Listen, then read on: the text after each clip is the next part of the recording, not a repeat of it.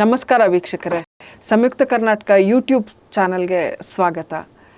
ನಾವು ಶ್ರಾವಣವನ್ನು ಹಾಡಿನಲ್ಲಿ ಅದರ ವೈಭವವನ್ನು ಕೇಳಿ ಆನಂದಿಸಿದ್ವಿ. ಬನ್ನಿ ಈಗ ಶ್ರಾವಣವನ್ನು ಇನ್ನೊಂದು ವಿಶೇಷ ರೀತಿಯಲ್ಲಿ ನಿಮಗೆ ಅದನ್ನು ತೋರಿಸುವಂತಹ ಒಂದು ಪ್ರಯತ್ನ ಇಲ್ಲಿದೆ. ಅದು ಏನಪ್ಪ ಅಂತ ಹೇಳಿದ್ರೆ, ಜಲವರ್ಣದಲ್ಲಿ ಶ್ರಾವಣದ ವೈಭವವನ್ನು ಸೆರೆ ಹಿಡಿಯೋದು ಅನ್ನೋದಕ್ಕಿಂತನೂ ಚಿತ್ರಿಸುವುದು ಅಂತ ಹೇಳ್ಬೋದು. ಈ ಒಂದು ಪ್ರಯೋಗ ಅಂತಿರೋ, ಪ್ರಯತ್ನ ಅಂತಿರೋ, ಅದು ನಿಮಗೆ ಬಿಟ್ಟಿದ್ದು. ನೀವು ನೋಡಿ ಆನಂದಿಸಲಿ ಅಂಥೇಳಿ ಇದಕ್ಕೆ ನಮ್ಮ ಜೊತೆ ಕೈ ಜೋಡಿಸಿದರೆ ನಾಡಿನ ಖ್ಯಾತ ಕಲಾವಿದರು ಅಂತ ಹೇಳಿದ್ರೆ ಇವರು ಕೇವಲ ಚಿತ್ರಕಲಾವಿದರು ಅಷ್ಟೇ ಅಲ್ಲ, ಇವರು ಹಾಡಿನಲ್ಲೂ ಬಹಳ ಸುಮಧುರ ಕಂಠದ ಜೊತೆಗೆ ಒಳ್ಳೆಯ ಒಂದು ಗಾಯನವನ್ನು ಸಿದ್ಧಿಸಿಕೊಂಡಿರೋರು. ಆದರೆ ಇತ್ತೀಚಿನ ದಿನಗಳಲ್ಲಿ ಅವರು ಕೇವಲ ಚಿತ್ರಕಲೆಯಲ್ಲೇ ಹೆಚ್ಚಾಗಿ ತೊಡಗಿಸ್ಕೊಂಡಿದ್ದಾರೆ. ಇವರು ಗ್ಲೋಬಲ್ ಇಂಡಿಯನ್ ಇಂಟರ್ನ್ಯಾಷನಲ್ ಸ್ಕೂಲ್ನಲ್ಲಿ ಆರ್ಟ್ ಟೀಚರ್ ಆಗಿರುವಂಥ ಶ್ರೀ ಹರೀಶ್ ಆನೇಕಲ್ ಅವರನ್ನು ನಾವಿವತ್ತು ನಿಮಗೆ ಪರಿಚಯಿಸ್ತಾ ಇದ್ದೀವಿ. ನಮಸ್ಕಾರ ಸರ್. ನಮ್ಮ ಈ ಒಂದು ಶ್ರಾವಣದ ವಿಶೇಷ ಕಾರ್ಯಕ್ರಮಕ್ಕೆ ತಮಗೆ ಆದರದ ಸ್ವಾಗತ ಸರ್. ಸರ್, ಇವತ್ತು ನಮಗೆ ಏನಂತ ಹೇಳಿದ್ರೆ, ಶ್ರಾವಣ ಅಂತ ಹೇಳಿದ್ರೆ ನಾವು ನಮ್ಮ ಇವರು ರಾಷ್ಟ್ರಕವಿ ಕುವೆಂಪು ಅವರು ಹೇಳಿದ್ದಾರೆ, ಹಸುರೆತ್ತಲ್ ಅದೇ ಕವಿ ಆತ್ಮವೇ ಹಸುರಾಗ್ಬಿಡುತ್ತೆ ಅಂಥೇಳಿ. ಈ ಒಂದು ಶ್ರಾವಣದ ಸಂದರ್ಭದಲ್ಲಿ ವಿಶೇಷವಾಗಿ ಹೀಗಿರುವಾಗ ತಾವು ನಮಗೆ ಶ್ರಾವಣದ ವೈಭವವನ್ನು ಚಿತ್ರಕಲೆಯ ಮೂಲಕ ತೋರಿಸಬೇಕು ಅಂಥೇಳಿ, ಅದು ಹೇಗೆ ಶ್ರಾವಣದಲ್ಲಿ ಬಣ್ಣಗಳು, ವಿಶೇಷವಾಗಿ ಭೂಮಿಯ ಒಂದು ಸೌಂದರ್ಯವೇ ಬದಲಾಗಿ ಕಣ್ಣಿಗೆ ಹಬ್ಬ ಆಗಿಬಿಡುತ್ತೆ. ಅದು ಶಿಶಿರದಲ್ಲಿ ಎಲ್ಲ ಒಂದು ರೀತಿ ಏನೋ ಬೇಸರ ಅಂತಿರುತ್ತೆ. ವಸಂತದಲ್ಲಿ ಅದು ವೈಭವ ಬಂದರೆ, ಶ್ರಾವಣದಲ್ಲಿ ಅದರ ಇನ್ನೊಂದು ರೀತಿಯ ಒಂದು ವೈಭವ, ಅದರ ಒಂದು ಸಂಭ್ರಮವನ್ನು ನೋಡ್ಬೋದು ನಾವು, ಇಳೆಯ ಸಂಭ್ರಮವನ್ನು. ಅದನ್ನು ತಾವಿವತ್ತು ತೋರಿಸ್ಕೊಡ್ತಿದ್ದೀರಿ ಅಂತ. ಒಂದು ಹಂತಕ್ಕೆ ಈ ಕೃಷಿ ಚಟುವಟಿಕೆಗಳು, ಮಳೆ ಕೆಲವು ಕಡೆ ಭಾಳ ಬಿರುಸಾಗಿ ಬರ್ತಿದ್ರೆ, ಇನ್ನು ಕೆಲವು ಕಡೆಗೆ ಕಡಿಮೆ ಮಳೆ ಇರುತ್ತೆ. ಆಗ ಕೆಲವು ಕಡೆ ಕೃಷಿ ಚಟುವಟಿಕೆ ನಡೀತಾ ಇರುವಾಗ ಜನರೂ ತೊಡಗಿಸ್ಕೊಂಡಿರ್ತಾರೆ ಆ ಕೆಲಸಗಳಲ್ಲಿ. ಪ್ಲಸ್ ಇಳೆಯೂ ಕೂಡ ಹಸಿರಿನಿಂದ ಕಣ್ಣಿಗೆ ತಂಪನ್ನು ಈತಾ ಇರುತ್ತೆ. ಅದನ್ನು ತಾವು ಇವತ್ತು ತೋರಿಸ್ಕೊಡ್ತೀರಿ ಅಂತ ನಾನು ಅಂದ್ಕೊಂಡಿದ್ದೀನಿ. ಬನ್ನಿ ಸರ್, ತಾವು ತಮ್ಮ ಒಂದು ಚಿತ್ರಕಲೆಯ ಫಸ್ಟ್ ತಮ್ಮ ಜಲವರ್ಣ ಕಲೆಯ ಒಂದು ಇಂಟ್ರಡಕ್ಷನ್ನ ನನಗೆ ಕೊಟ್ಟು, ನನಗೆ ಅಂತಲ್ಲ ಇಡೀ ಸಮಸ್ತ ವೀಕ್ಷಕ ವರ್ಗಕ್ಕೆ ಕೊಟ್ಟು, ನಂತರ ತಾವು ತಮ್ಮ ಕುಂಚ ಕಲೆಯನ್ನು ಪ್ರಾರಂಭಿಸಿ ಅಂತ ಹೇಳ್ತಾ. ಸರ್, ತಮಗೆ ಯಾವುದು ಇದರಲ್ಲಿ ಸೂಕ್ತ ಅಂತ ನನಗೆ ಗೊತ್ತಿಲ್ಲ. ನಾನು ಎಲ್ಲವನ್ನೂ ಬಳಸ್ತೀರಾ ಸರ್? ಹಾಗಿದ್ರೆ ತಗೊಳ್ಳಿ ಸರ್, ಎಲ್ಲವನ್ನೂ ತಾವು. ಸರ್, ಇದು ಇಷ್ಟೊಂದು ಬಣ್ಣಗಳನ್ನ ತಾವು ಇರಿಸ್ಕೊಂಡಿದ್ದೀರಿ. ಸೊ ಇದರಲ್ಲಿ ಯಾವ್ಯಾವ ಸಂದರ್ಭಕ್ಕೆ ಬಳಸ್ತೀರಿ ಅಂತ ಹೇಳಿ ನಾನು ಎಕ್ಸ್ಪ್ಲೈನ್ ಮಾಡ್ತೀನಿ. ಮಾಡಿ ಸರ್. ಸೊ ಮೊದಲನೇದಾಗಿ ಸಮಸ್ತ ವೀಕ್ಷಕರಿಗೆ ನನ್ನ ನಮಸ್ಕಾರಗಳು. ಕಾರ್ಯಕ್ರಮ ಶುರು ಮಾಡೋದಕ್ಕೂ ಮುಂಚೆ ನನ್ನನ್ನು ಸ್ಟುಡಿಯೋಗೆ ಕರೆಸಿ ಒಂದು ಅವಕಾಶ ಕೊಟ್ಟಿದ್ದಕ್ಕೆ ವಾಹಿನಿಯವರಿಗೆ ನಾನು ಧನ್ಯವಾದನ ಅರ್ಪಿಸ್ತಾ ಇದ್ದೀನಿ. ಮತ್ತು ಎಲ್ರಿಗೂ ಶ್ರಾವಣದ ಶುಭಾಶಯಗಳು. ನನ್ನ ಹೆಸರು ಹರೀಶ್ ಆನೇಕಲ್ ಅಂತ. ಸುಮಾರು ಒಂದು 15-20 ವರ್ಷದಿಂದ ಚಿತ್ರಕಲೆಯಲ್ಲಿ ನನ್ನನ್ನು ತೊಡಗಿಸ್ಕೊಂಡಿದ್ದೀನಿ. ಬೆಂಗಳೂರಿನ ಗ್ಲೋಬಲ್ ಇಂಡಿಯನ್ ಇಂಟರ್ನ್ಯಾಷನಲ್ ಶಾಲೆಯಲ್ಲಿ ಚಿತ್ರಕಲಾ ಶಿಕ್ಷಕನಾಗಿ ಕೆಲಸ ಮಾಡ್ತಾ ಇದ್ದೀನಿ. ಇವತ್ತು ನಾನು ಒಂದು ಚಿತ್ರದ ಮುಖಾಂತರ ಶ್ರಾವಣನ ಹೆಂಗೆ ತೋರಿಸ್ಬೋದು ಅಂತ ಒಂದು ಪ್ರಯೋಗ, ನೀವು ಹೇಳಿದಂಗೆ ಇದು ಪ್ರಯೋಗನೇ ಮೇಡಮ್. ಯಾಕಂದರೆ ಪ್ರತಿಯೊಂದು ಇದನ್ನು ಕೂಡ ನಮ್ಗೆ ಗೊತ್ತಿಲ್ದಿರೇ ಅದಾಗೋದು ಅದು ಪ್ರಯೋಗನೇ, ಆರ್ಟು. ಇದು ಬೇಸಿಕಲಿ ಜಲವರ್ಣ ಅಂತ, ಇದು ವಾಟರ್ ಕಲರ್ ಮೀಡಿಯಾದಲ್ಲಿ ಮಾಡ್ತಾ ಇದ್ದೀನಿ. ಏನಕ್ಕೆ ವಾಟರ್ ಕಲರು ಅನ್ನೋದಕ್ಕೆ 2 ರೀಸನ್ನು. ಒಂದು, ಅದು ನನ್ನ ಫೇವ್ರೇಟು. ಎರಡನೇದು, ತುಂಬ ಟಫೆಸ್ಟ್ ಮೀಡಿಯಾ ಇನ್ ಆರ್ಟ್ ಫೀಲ್ಡ್ ಅದು. ಅದರಲ್ಲಿ ಏನಾದರೂ ನಾವು ತಪ್ಪು ಮಾಡಿದ್ರೆ ಎಡಿಟ್ ಮಾಡೋಕ್ಕಾಗಲ್ಲ. ಸೊ ನಾವು ಎಲ್ಲಿ ಅದು ಇದು ವೆಟ್ ಆನ್ ಡ್ರೈ ಆ ಥರ ಎಲ್ಲ, ಮತ್ತು ಲೈಟ್ ಟು ಡಾರ್ಕ್ ಅಂತ ಪ್ರೊಸೆಸ್ ಇರುತ್ತೆ ಅದರಲ್ಲಿ. ಅದು ನಾನು ಬೇಸಿಕಲಿ ಕೆನ್ ಕಲಾಶಾಲೆ ಬೆಂಗಳೂರಿನಲ್ಲಿ ಡಿಗ್ರಿ ಮಾಡಿದ್ದೀನಿ. ಗುಲ್ಬರ್ಗದಲ್ಲಿ ಮಾಸ್ಟರ್ ಡಿಗ್ರಿ ಆರ್ಟಲ್ಲೇ ಮಾಡಿರೋದ್ರಿಂದ ನಾವು ಅದನ್ನು ಅಕಾಡೆಮಿಕಾಗಿ ಕಲ್ತಿರ್ತೀವಿ. ಸೊ ಆ ಪ್ರೊಸೆಸ್ನೆಲ್ಲ ಅಪ್ಲೈ ಮಾಡ್ತಾ ನಾವು ಅದನ್ನು ಮಾಡ್ತಾ ಹೋಗ್ತೀವಿ. ಎಲ್ಲಾದರೂ ಒಂದು ಕಡೆ ತುಂಬ ಡಾರ್ಕ್ ಆಗೋಯ್ತು ಅಂದರೆ ನಾವು ಲೈಟ್ ಮಾಡೋಕ್ಕಾಗಲ್ಲ. ಸೊ ಅದಕ್ಕೋಸ್ಕರ ಅದು ತುಂಬ ಟಫ್ ಇರೋದ್ರಿಂದ ಇವತ್ತು ಅದರ ಮುಖಾಂತರ ಶ್ರಾವಣನ ನಿಮಗೆ ಅದರ ಒಂದು ಬ್ಯೂಟಿನ ಹೇಗಿರುತ್ತೆ ನೀವು ಸವಿಬೋದು. ನಾನು ಪ್ರೊಸೆಸ್ನ ಎಕ್ಸ್ಪ್ಲೈನ್ ಮಾಡ್ತೀನಿ. ಎಲ್ಲ ವೀಕ್ಷಕರು ಕೂಡ ನೀವು ಇದನ್ನ ಟ್ರೈ ಮಾಡ್ಬೋದು. ಆಮೇಲೆ ತಾವು ಔಟ್ಲೈನ್ ಮಾಡ್ಕೊಂಡು ಈ ಒಂದು ಜಲವರ್ಣವನ್ನು ತಯಾರಿಸ್ತೀರಾ ಸರ್? ಹೌದು ಮೇಡಮ್, ಅಂದ್ರೆ ಪೆನ್ಸಿಲ್ ಸ್ಕೆಚ್ ಮಾಡಿ. ಹೌದು. ಸೊ ಯಾವುದೇ ಒಂದು ಪೇಂಟಿಂಗ್ ಹಾಕ್ಬೇಕಾದ್ರೆ ಸ್ಕೆಚ್ ಅನ್ನೋದು ತುಂಬಾ ಇಂಪಾರ್ಟೆಂಟ್ ಆಗುತ್ತೆ. ಒಳ್ಳೆ sketch with bad colouring work out ಆಗುತ್ತೆ. ಇದು ನಾವು ಕಲ್ತಿರೋ ಥಿಯರಿ, ನಮ್ಮ ಎಕ್ಸ್ಪೀರಿಯನ್ಸ್ ಅಲ್ಲಿ ಕಾಲೇಜಲ್ಲೆಲ್ಲ ಮತ್ತೆ ನಮ್ಮ ಅನುಭವದಲ್ಲೂ ಕೂಡ ಇದು ಆಗಿದೆ. ಸರ್, ಈ ಒಂದು ಪ್ರಯತ್ನಕ್ಕೆ ಅಂದ್ರೆ ನಾವು ಇವಾಗ ನೋಡುಗರ ದೃಷ್ಟಿಯಿಂದ ಕೇಳ್ತಾ ಇರೋದು, ಎಷ್ಟು ಸಮಯ ಹಿಡಿಯುತ್ತೆ ಸರ್? ಅಂದ್ರೆ ನಾವು ಎಷ್ಟು ಸಮಯವನ್ನ ಇದಕ್ಕೋಸ್ಕರ ರೆಡಿ ಇಟ್ಕೊಂಡಿರ್ಬೇಕು ಅಂದ್ರೆ ಈ ಒಂದು ಪೇಂಟಿಂಗ್ ಮಾಡೋದಕ್ಕೆ ಅಂತ? ಸೊ ಬೇಸಿಕಲಿ ಇದು ಬಂದ್ಬಿಟ್ಟು ಡಿಪೆಂಡ್ಸ್ ಮೇಡಮ್, ನಾವೇನು ಸಬ್ಜೆಕ್ಟ್ ಮಾಡ್ತಾ ಇದ್ದೀವಿ ಅದ್ರ ಮೇಲೆ ಡಿಪೆಂಡು. ಈಗ ನೀವು ಹೇಳ್ದಂಗೆ ಮಾಡರ್ನ್ ಆರ್ಟ್ ಅದು ಇದು ಅಂದರೆ ಅದು ತುಂಬ ಥಿಂಕಿಂಗ್ ತುಂಬ ಮಾಡೋದಿರುತ್ತೆ, ಡೆಮಾನ್ಸ್ಟ್ರೇಷನ್ ಇದ್ರ ಪೇಪರ್ ಮೇಲೆ ಹಾಕೋದು ತುಂಬ ಕಡಿಮೆ ಇರುತ್ತೆ.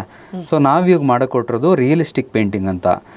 ಅದನ್ನು ಇದ್ದದ್ದು ಇದ್ದಾಗೇನೆ ಆರ್ಟಿಸ್ಟಿಕ್ ವೇನಲ್ಲಿ ತೋರಿಸೋಕ್ಕೆ ಹೊರಡ್ತಾ ಇದ್ದೀವಿ. ಇದು A3 ಪೇಪರ್ ಸೈಜ್ ನಾನು ಇವತ್ತು ಯೂಸ್ ಮಾಡ್ತಾ ಇರೋದು. ಇದರಲ್ಲೂ ಅಷ್ಟೇ, ಇವಾಗ ನಾನು ಇದೇ ಪೇಂಟಿಂಗ್ನ ಇವತ್ತು ಸುಮಾರು ಹತ್ರ 1 ಗಂಟೆ ಸಮಯದಲ್ಲಿ ನಾನು ಇದನ್ನು ಮುಗಿಸ್ತೀನಿ. ಇದೇ ಪೇಂಟಿಂಗ್ನ ಸುಮಾರು ಒಂದು 5 ಗಂಟೆ ತೊಗೊಂಡು ಮುಗಿಸ್ತೀನಿ, 10 ಗಂಟೆ ತೊಗೊಂಡ್ರು ಈ ಪೇಂಟಿಂಗ್ನ ಮುಗಿಸ್ತೀನಿ. ಅಂದರೆ ಹೆಚ್ಚು ಸಮಯ ಕೊಟ್ಟಷ್ಟು ಹೆಚ್ಚು ರಿಸಲ್ಟು, ಡೀಟೇಲ್ ವರ್ಕ್ನ ನಾವು ತೋರಿಸ್ತಾ ಹೋಗ್ಬೋದು. ನಾನು ತುಂಬ ಮಾತಾಡ್ಸಿದ್ದೀನಿ, ಪ್ರಾರಂಭಿಸಿ ಸರ್. ಸೊ ಬೇಸಿಕಲಿ ನಾನು ಆಗಲೇ ಹೇಳ್ದಂಗೆ ಸ್ಕೆಚ್ ಅನ್ನೋದು ತುಂಬ ಇಂಪಾರ್ಟೆಂಟ್ ಆಗುತ್ತೆ. ಸೊ ಸ್ಕೆಚಿಂಗ್ ಸ್ಟಾರ್ಟ್ ಮಾಡೋಣ.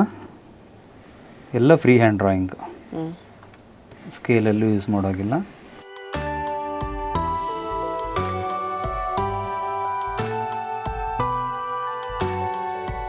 ಕೆಲವೊಂದನ್ನು ತೆಗಿಬೇಕಾಗುತ್ತೆ, ಕೆಲವೊಂದನ್ನು ಆ್ಯಡ್ ಮಾಡಬೇಕಾಗುತ್ತೆ. ಸೊ ಇದು ಎಲ್ಲನೂ ಗೊತ್ತಿದ್ದಾಗ ಮಾತ್ರ ಪೇಂಟಿಂಗು ತುಂಬ ಚೆನ್ನಾಗಿ ಬರೋದಕ್ಕೆ ಸಾಧ್ಯ ಆಗುತ್ತೆ. ಇದನ್ನು ಪರ್ಸ್ಪೆಕ್ಟಿವ್ ಅಂತೀವಿ. ಅಂದರೆ ನಮಗೆ ಡಿಸ್ಟೆನ್ಸು ಫೀಲ್ ಆಗಬೇಕದು.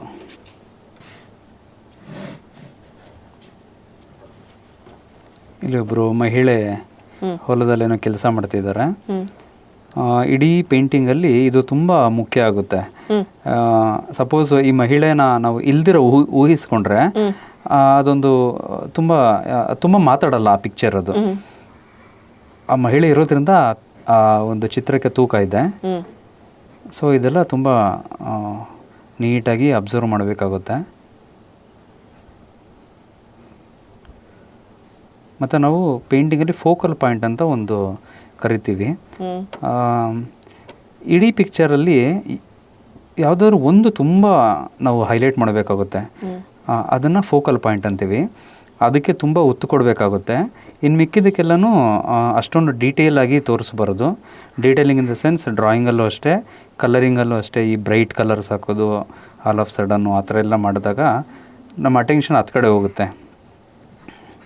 ಸೊ ಫೋಕಲ್ ಪಾಯಿಂಟಿಗೆ ಮಾತ್ರ ಅದನ್ನು ನಾವು ತೋರಿಸ್ಬೇಕಾಗುತ್ತೆ. ನಾನು ಮಾಡ್ತಾ ನಿಮ್ಗೆ ಮತ್ತೆ ಎಕ್ಸ್ಪ್ಲೈನ್ ಮಾಡ್ತೀನಿ.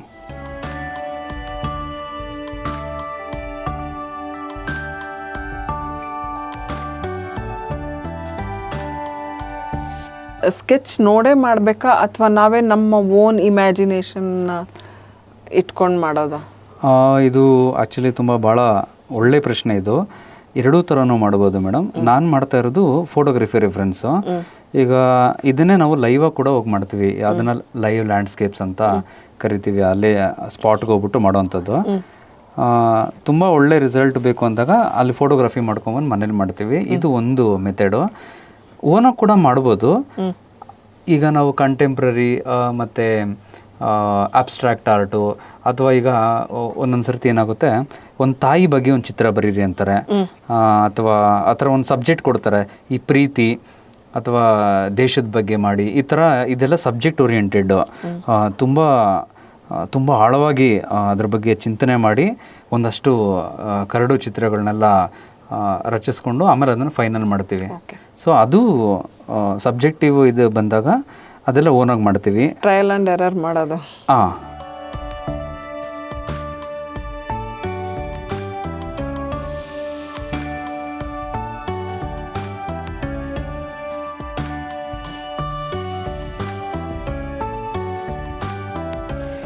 ಈಗ ನಾವು ಶ್ರಾವಣ ಅಂತ ಹೇಳಿದ್ರೆ ಸಾಮಾನ್ಯ ಹಸಿರು, ಮಳೆ ಇಂಥವನ್ನೇ ಹೆಚ್ಚು ಇಮ್ಯಾಜಿನ್ ಮಾಡ್ಕೊಳ್ತೀವಿ.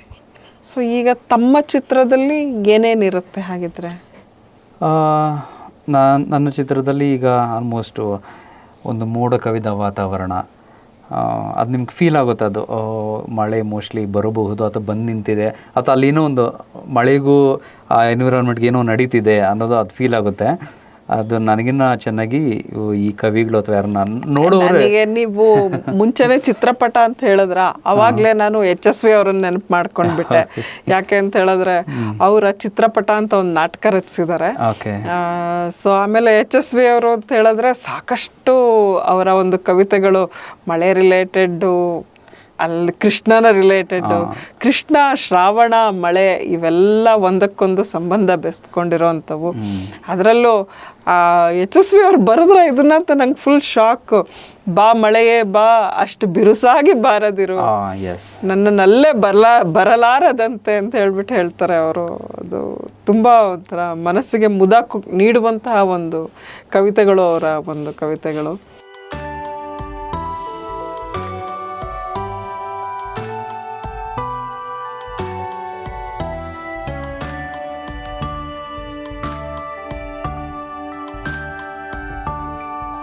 ಇದು ಬೇಸಿಕ್ ಸ್ಕೆಚ್. ಇದು ಮಾಸ್ಕಿಂಗ್ ಟೇಪ್ ಅಂತ.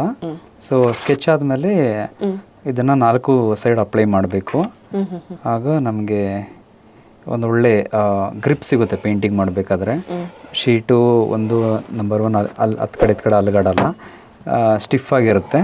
ಮತ್ತು ಪೇಂಟಿಂಗ್ ಎಲ್ಲ ಆದಮೇಲೆ ಇದನ್ನು ತೆಗೆದಾಗ ಒಂದು ಫ್ರೇಮ್ ಹಾಕ್ದಂಗೆ ಒಂದು ಎಫೆಕ್ಟ್ ಕೊಡುತ್ತೆ, ನೋಡೋದಕ್ಕೆ ತುಂಬ ಚೆನ್ನಾಗಿರುತ್ತೆ.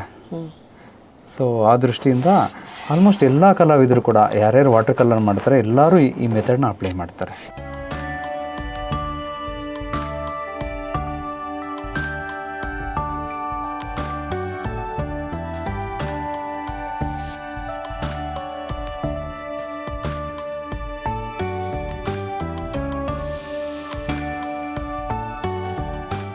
ಸೊ ಈ ಒಂದು ಇವತ್ತಿನ ಎಪಿಸೋಡ್ ಏನಿದೆ, ಕಲಾ ವಿದ್ಯಾರ್ಥಿಗಳು ಅಥವಾ ಕಲೆಯಲ್ಲಿ ಆಸಕ್ತಿ ಇರೋರು ಯಾರಾದರೂ ನೋಡ್ತಿದ್ರೆ ಅವ್ರಿಗಂತೂ ನಿಜವಾದ ಒಂದು ಹಬ್ಬದ ವಾತಾವರಣ ಅಂತಲೇ ಹೇಳ್ಬೋದು. ಯಾಕಂದರೆ ಅವ್ರಿಗೆ ಈ ಒಂದು ವಿಡಿಯೋನ ನೋಡ್ತಾ ಅವರು ತುಂಬ ಟೆಕ್ನಿಕ್ಸ್ನ ಅವರು ಕಲ್ತಂಗಾಗುತ್ತೆ. ಸೊ ಇದು ಒಂದು ಮೆಥಡ್, ಇದು ವೆಟ್ ಆನ್ ವೆಟ್ ಅಂತ. ಮೊದಲು ಪೇಪರ್ನ ನಾನು ಫುಲ್ ವೆಟ್ ಮಾಡ್ಕೊತಾ ಇದ್ದೀನಿ, ಆಕಾಶ ಫುಲ್ಲು.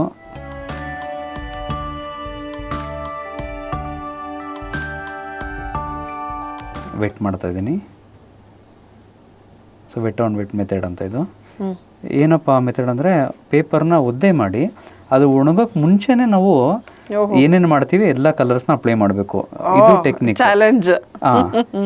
ಸಪೋಸ್ ಕೆಲವ್ರಿಗೆ ಆಗಲ್ಲ, ಒಂದೊಂದ್ಸರ್ತಿ ನಾವು ಕೂಡ ಜಾಸ್ತಿ ವರ್ಕ್ ಮಾಡ್ಬೇಕಾದ್ರೆ ನಮ್ಗೂ ಒಣಗ್ಬಿಡುತ್ತೆ ಪೇಪರ್.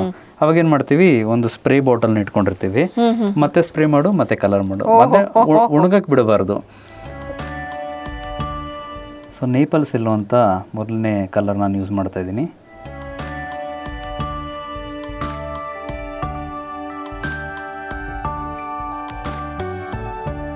ಏನು ನೇಪಲ್ಸ್ ಎಲ್ಲೋ ಅಂತ? ಮೇಡಮ್ ಅದು ಒಂದು ಬಣ್ಣದ ಎಲ್ಲೋನಲ್ಲಿ ತುಂಬಾ ಬರುತ್ತೆ. ಎಲ್ಲೋ ಓಕರ್, ಗ್ಯಾಂಬೋಜ್ ಅಂತ ಬರುತ್ತೆ, ಲೆಮನ್ ಎಲ್ಲೋ ಅಂತ ಬರುತ್ತೆ. ನೇಪಲ್ಸ್ ಎಲ್ಲೋ ಅನ್ನೋದು ಒಂದು ಶೇಡ್ ಆಫ್ ದಿ ಕಲರ್. ಅದು ಜಲವರ್ಣದಲ್ಲಿ ಅದೊಂದು ಬಣ್ಣ ಅಷ್ಟೇ ಅದು. ಸೊ ಇದಾದ್ಮೇಲೆ ಸೆರುಲಿಯನ್ ಬ್ಲೂ ಅಂತ ನೆಕ್ಸ್ಟ್ ಕಲರ್ ನಾನು ಯೂಸ್ ಮಾಡ್ತಾ ಇದ್ದೀನಿ. ಈ ವಾಟರ್ ಮಾಡೋದಕ್ಕೆ ಇದಕ್ಕೆಲ್ಲ ಅದನ್ನು ಯೂಸ್ ಮಾಡ್ತೀವಿ. ಸೊ ಎಲ್ಲೆಲ್ಲಿ ವೈಟ್ ಇದೆ ನಾನು ಫಸ್ಟ್ ಅಲ್ಲೆಲ್ಲ ಅದನ್ನು ಬಿಟ್ಟು ಮಿಕ್ಕಿರೋ ಏರಿಯಾನ ಮೋಡಗಳನ್ನು ನಾನು ಕವರ್ ಮಾಡ್ತಾ ಇದ್ದೀನಿ.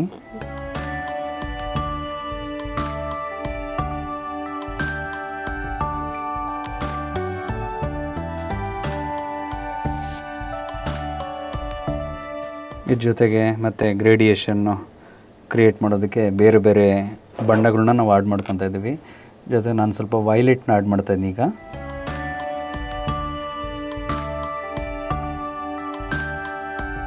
ಇದು ಯಾತಕ್ಕೋಸ್ಕರ ಈ ವೈಲೆಟ್? ಬೇಸಿಕಲಿ ಏನಪ್ಪ ಅಂದರೆ ನಾವು ಫೋಟೋಗ್ರಫಿನ ನಾವು ಪೇಂಟಿಂಗಾಗಿ ಕನ್ವರ್ಟ್ ಮಾಡ್ತಿದ್ದೀವಲ್ವಾ, ಒಂದು ಒಳ್ಳೆ ಕಾಂಟ್ರಾಸ್ಟ್ನ ನಾವು ಕ್ರಿಯೇಟ್ ಮಾಡಬೇಕು. ಸರ್ ಇದು ಒಂಥರ ಎಂಬೋಸ್ ಮಾಡಿದಾಗೆ ಒಂಥರ ಉಬ್ಬು ಶಿಲ್ಪ ತರ ಕಾಣ್ತಾ ಇದೆ. ಅದು ಪೇಪರ್ ನೀರು ಹಾಕಿರೋದ್ರಿಂದ ಮತ್ತೆ ಪೇಪರ್ ಇದು ಬಂದು 300 GSM ಅಂತ ಆ ಕ್ವಾಲಿಟಿದು. ಇದರಲ್ಲಿ ಇನ್ನೂ 440 ಆ ಥರ ಎಲ್ಲ ಬರುತ್ತೆ. ಅವಾಗ ಅದು ನಿಮ್ಗೆ ಈ ಥರ ಉಬ್ಬೋದಿಲ್ಲ, ಅದು ಸ್ಟಿಫ್ ಆಗಿರುತ್ತೆ. ಬಟ್ 440 ಅದೆಲ್ಲ ಜಾಸ್ತಿ ರೆಕಮೆಂಡ್ ಮಾಡಲ್ಲ ಆರ್ಟಿಸ್ಟು, ಯಾಕಂದ್ರೆ ಅದು ತುಂಬಾ ಮಾಡಿದಾಗ ಚೆನ್ನಾಗಿರುತ್ತೆ. ನಾವು ಫ್ರೇಮ್ ಹಾಕ್ಸಿ ಮನೇಲಿ ಇಟ್ಟಾಗ ಅದು ಕಾಲಕ್ರಮೇಣ ಡಲ್ ಆಗ್ತಾ ಹೋಗುತ್ತೆ. ಅದಕ್ಕೋಸ್ಕರ ಅದನ್ನು ಜಾಸ್ತಿ ರೆಕಮೆಂಡ್ ಮಾಡಲ್ಲ.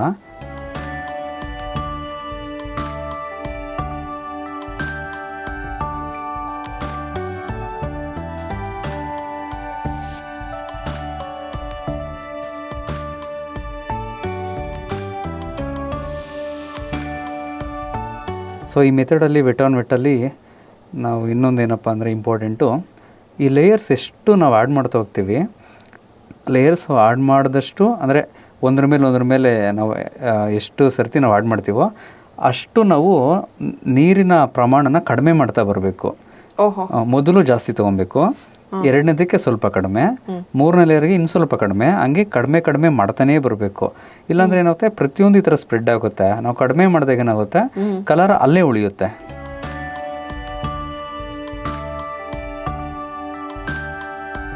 ಒಂದು ಸ್ವಲ್ಪ ಈ ಸಂಜೆ ಟೈಮು, ಹೊತ್ತು ಮುಳುಗೋ ಟೈಮು, ಆ ಥರ ಸ್ವಲ್ಪ ಫೀಲ್ ಕೊಡೋದಕ್ಕೆ ಒಂದಷ್ಟು ಮೋಡಗಳ ಮಧ್ಯೆ ಒಂಚೂರು ಆರೆಂಜಿಶು, ಕೆಲವೊಂದು ಬಣ್ಣಕ್ಕೆ ಹೆಸರಿರಲ್ಲ, ಈ ಆನ್ ಸ್ಪಾಟಲ್ಲಿ ಮಿಕ್ಸ್ ಮಾಡ್ತಾ ಬಂದ್ಬಿಡುತ್ತೆ.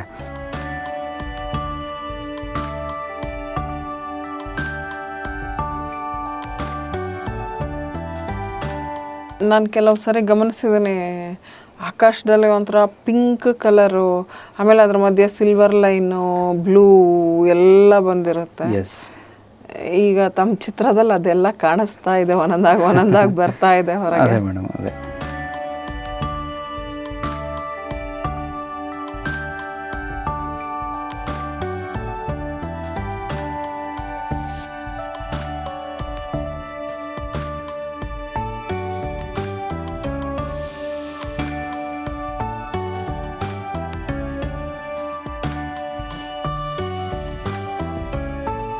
ನನಗೆ ಈ ರೋರಿಚ್ ಪೇಂಟಿಂಗ್ಸ್ ಹಿಮಾಲಯ ಇದು ನೋಡ್ಬಿಟ್ಟು ನನಗೆ ಒಂದಷ್ಟು ದಿವಸ ಬ್ಲೂದು ಹುಚ್ಚು ಹತ್ಬಿಟ್ಟಿತ್ತು. ಫ್ರೆಂಚ್ರಿಗೆ ಬ್ಲೂ ಹುಚ್ಚು ಅಂತ ಹೇಳ್ತಾರೆ, ನಮಗೆ ಬಹುಶಃ ಅದೇನು ಆ ರೋರಿಚ್ ಪೇಂಟಿಂಗ್ ನೋಡಿದ್ಮೇಲೆ ಸ್ವಲ್ಪ ಬ್ಲೂ ಕಾಡ್ತಾ ಇತ್ತು ತುಂಬ. ಹೌದು, ಅದು ಅವ್ರದ್ದು ಅಷ್ಟೇ. ಮತ್ತೆ ವ್ಯಾನ್ ಗಾಗ್ದು ಎಲ್ಲ ಇದು ಇದೆ, ಮಲ್ಟಿಪಲ್. ಅದು ಹಾಗೆ ನೋಡಿದ್ರೆ ಸ್ಪ್ರಿಂಗು ಅವೆಲ್ಲ ವ್ಯಾನ್ ಗಾಗ್ನಲ್ಲಿ ತುಂಬಾ ಚೆನ್ನಾಗಿ ಅನ್ಸುತ್ತೆ ನೋಡಕ್ಕೆ. ಬಟ್ ಸಾಕಷ್ಟು ವಿಷಯ ತಿಳ್ಕೊಂಡಿದ್ದೀರಾ ಮೇಡಮ್ ನೀವು. ನನಗೆ ತುಂಬಾ ಆಸಕ್ತಿ ಇದೆ. ಅದೊಂದು ಸ್ಪ್ರಿಂಗ್ ಟ್ರೈನ್ ಅಂತ ಒಂದು ವ್ಯಾನ್ ಗಾಗ್ದು ಒಂದು ಚಿತ್ರ, ನನಗೆ ಅದು ಬಹಳ ಪ್ರಿಯವಾದ ಚಿತ್ರ. ರವಿವರ್ಮಂದು lady in the moonlight, ಅದಕ್ಕೂ ಅಷ್ಟೇನೆ ನೋಡಿ, ಅವಳು ಅಲ್ಲಿ ಕಲ್ಲಿನ ಮೇಲೆ ಕುಳಿತಿದ್ದಾಳೆ, ಆ ಮೂನ್ ಲೈಟ್ ಮತ್ತು ಅದ್ರ ರಿಫ್ಲೆಕ್ಷನ್ ಇಲ್ಲಿ. ಹೌದು, ಅವರೆಲ್ಲ ಲೆಜೆಂಡ್ಸ್ ಮೇಡಮ್. ಮೋಸ್ಟ್ಲಿ ಅವರು ಒಳ್ಳೆ ಆರ್ಟಿಸ್ಟ್ ಅನ್ನೋದಕ್ಕಿಂತ ಆರ್ಟ್ಗೋಸ್ಕರನೇ ಹುಟ್ಟಿದ್ದಾರೆ, ಅಥವಾ ಕಲಾದೇವಿನೇ ಅವ್ರನ್ನ ಕರೆಸ್ಕೊಂಡಿದ್ದಾರೆ ಅಂತ ಹೇಳ್ಬೋದು. ಹೌದು, ಅದೆಲ್ಲ ವರ. ಅವರು ನಮ್ಮ ಭಾರತದಲ್ಲಿ ನಮ್ಮ ಆರ್ಟಿಸ್ಟ್ ಇದ್ದಿದ್ದು ಮಾಡಿದ್ದು, ಮತ್ತೆ ಅವ್ರ ಕಲಾಕೃತಿ ಈಗಿನ ಗಂಟ ಉಳಿಸ್ಕೊಂಡಿರೋದು ಎಲ್ಲಾನು ಕೂಡ. ರೋರಿಚ್ ಮತ್ತೆ ಇವರು ರವಿ ವರ್ಮಾ, ಇವನ್ ಜಾಮಿನಿ ರಾಯ್ ಫಾರ್ ದಟ್ ಮ್ಯಾಟರ್, ಬಳಸೋ ಕಲರ್ಗಳು ಅವ್ರದ್ದೇನಪ್ಪ ಅಂದ್ರೆ ರಿಚ್ ಕಲರ್ಸ್ ನ ಯೂಸ್ ಮಾಡ್ತಾರೆ. ಅಯ್ಯೋ, ನಾವು ಯೂಶುವಲಿ ಡೈರೆಕ್ಟ್ ಎಲ್ಲೋ ಡೈರೆಕ್ಟ್ ರೆಡ್ ಹಾಕ್ಬಾರ್ದು ಅಂತ ನಾವು ಕಾಲೇಜಲ್ಲೆಲ್ಲ ಕಲ್ತಿರ್ತೀವಿ. ಬಟ್ ಅವರು ಅದನ್ನೆಲ್ಲ ಬ್ರೇಕ್ ಮಾಡಿದವರು. ಅದು ಒಂದು ರೆವಲ್ಯೂಷನ್ ಥರ. ಸ್ಟಾರ್ಟಿಂಗಲ್ಲಿ ಅವರು ಕೂಡ ಅದನ್ನು ಯಾರು ಒಪ್ಪಿರಲ್ಲ, ಆ ಸ್ಟ್ರಗಲ್ಸ್ನೆಲ್ಲ ಅನುಭವಿಸಿರ್ತಾರೆ. ಬಟ್ ಆಮೇಲೆ ನಮ್ಮ ಪಠ್ಯದಲ್ಲೂ ಕೂಡ ಅವ್ರನ್ನೆಲ್ಲ ಓದೋ ಥರ ಅಷ್ಟು ಬದಲಾವಣೆ ಆಗಿದೆ. ಈಗ ನಾನು ಮಾಡ್ತಾ ಇರೋದು ಲಿಫ್ಟಿಂಗ್ ದ ಕಲರ್ ಅಂತ. ಕಲರ್ನ ಮಾಡಿದಾದ್ಮೇಲೆ ಕೆಲವೊಂದು ಹತ್ರ ನಾವು ಲಿಫ್ಟ್ ಮಾಡಬೇಕಾಗುತ್ತೆ. ಇದನ್ನ ಈ ಲಿಫ್ಟ್ ಮಾಡಿರೋ ಎಫೆಕ್ಟು ಒಣಗಿದ ಮೇಲೆ ಗೊತ್ತಾಗ್ತದೆ ನಮಗೆ. ತುಂಬ ಬ್ಯೂಟಿಫುಲ್ ಆಗಿ ಬರುತ್ತೆ ಇದು. ಒಂದು ಎಲ್ಲ ಒಣಗಿದಾದ್ಮೇಲೆ ಔಟ್ಪುಟ್ಟು ಇದು ನಮ್ಗೆ ಮತ್ತೆ ವೈಟು ಮತ್ತು ಬೇರೆ ಬಣ್ಣ ಹಾಕಿದ್ರೂ ಕೂಡ ಈ ಎಫೆಕ್ಟ್ ಬರಲ್ಲ.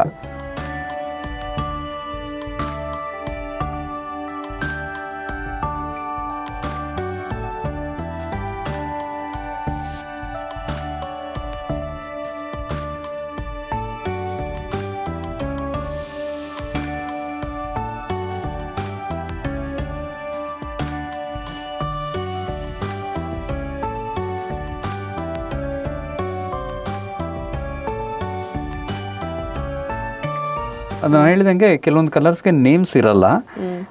ಅದು ಆ ಟೈಮಲ್ಲಿ ನಾವು ಅದನ್ನ ಚಿತ್ರನ ನೋಡ್ತಾ ಅದನ್ನ ಅನುಭವಿಸ್ತಾ ಅದನ್ನ ಮಾಡ್ತಾ ಇದ್ದಾಗ ಬಹಳ ಚೆನ್ನಾಗಿದೆ.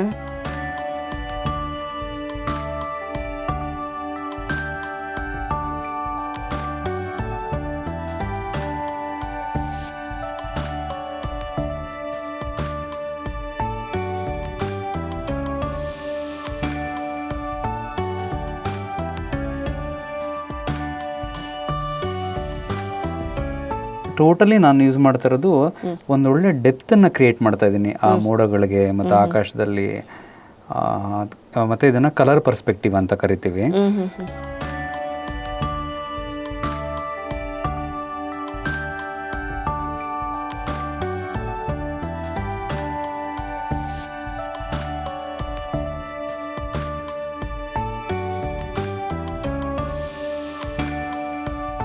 ಅದು ನಂಗೆ ಆಶ್ಚರ್ಯ ಅನಿಸ್ತೆ. ಹಳದಿ ತನ್ನ ಹೆಸರನ್ನ ತನ್ನ ಅಸ್ತಿತ್ವನ ಕಳ್ಕೊಂಡ್ರು ಅದು ಇಲ್ಲೆಲ್ಲೋ ಇಣಕ್ತಾ ಇದೆ. ಒಂದೊಂದು ಸಂದಿಗೊಂದಿಗಳಲ್ಲಿ ಇಣಕ್ತಾ ಇದೆ ಅದು.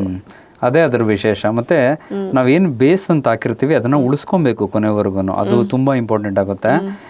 ಇಲ್ಲಾಂದ್ರೆ ಅದು ನಾವು ಬೇಸ್ ಹಾಕಿ ಅದು ಕಾಣಿಸ್ಲಿಲ್ಲ ಅಂದ್ರೆ ಸುಮ್ಮನೆ ವೇಸ್ಟ್ ಆಗ್ಬಿಡುತ್ತೆ. ಅದು ಹಾಕಿನೂ ಪ್ರಯೋಜನ ಇಲ್ಲ. ಇದು ದಟ್ಟ ಮೋಡನ, ಇದು ಕಾರ್ ಮೋಡನ, ಏನಿದು? ಹಾಗೆ ದಟ್ಟವಾಗಿದೆ. ಮತ್ತೆ ಎಲ್ಲೆಲ್ಲೋ ಹೈಲೈಟ್ಸ್ ಇದೆ, ಬಿಳಿ ಮೋಡಗಳು. ನಿಮ್ಗೆ ಎಲ್ಲೆಲ್ಲ ಡಾರ್ಕ್ ಕಾಣುತ್ತೆ ಅದು ಒಂದು ದಟ್ಟನೆಯ ಕಪ್ಪು ಮೋಡ, ಕಾರ್ ಮೋಡ. ಕಾರ್ ಮೋಡ ಹಿಂಗೆಲ್ಲ ನಿಮ್ಗೆ ಫೀಲ್ ಆಗುತ್ತೆ ಅದರಲ್ಲಿ.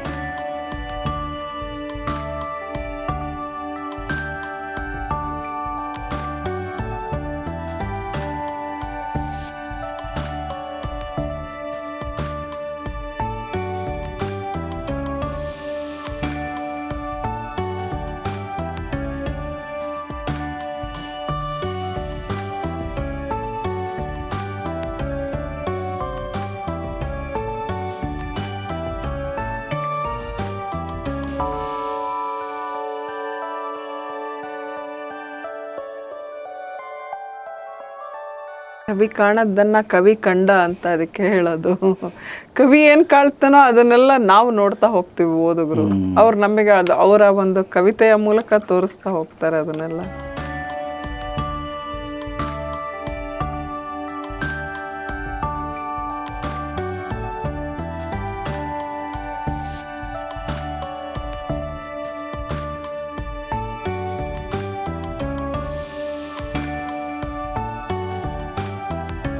ಹುಲ್ಲಾಗು ಬೆಟ್ಟದಲ್ಲಿ ಮನೆಗೆ ಮಲ್ಲಿಗೆಯಾಗು ಅಂತ ಹೇಳ್ತಾ ಕೊನೆಗೆ ನೀನಾರಿಗಾದೆಯೋ ಅಂತ ಹೊಲೆ ನಿನ್ ತುಟಿಯನ್ನು ನೀನ್ ಹೊಲ್ದ್ಕೊಂಬರಯ ಅಂತ ಅಂದ್ಬಿಟ್ಟು ಹೇಳ್ತಾರೆ. ನಾನು ಅದು ಹಾಡನ್ನ ಸಾಲುಗಳನ್ನ ನೆನಪು ಅದು ರಾಗದಲ್ಲಿ ಕೇಳಿರ್ತೀವಲ್ಲ ಅದನ್ನ ಹಾಗೆ.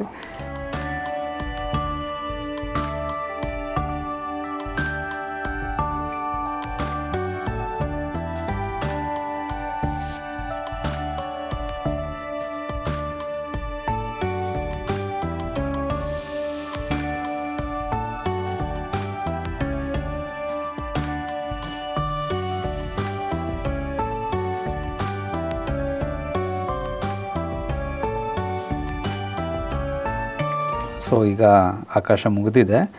ನೆಕ್ಸ್ಟ್ ನಾವು ಏನದು ಬೇಸ್ ಕಲರು ಹೊಲಕ್ಕೆ ನಾವು ಒಂದು ಬೇಸ್ ಕಲರ್ ಹಾಕಿಕೊಟ್ಟಿದ್ದೀವಿ.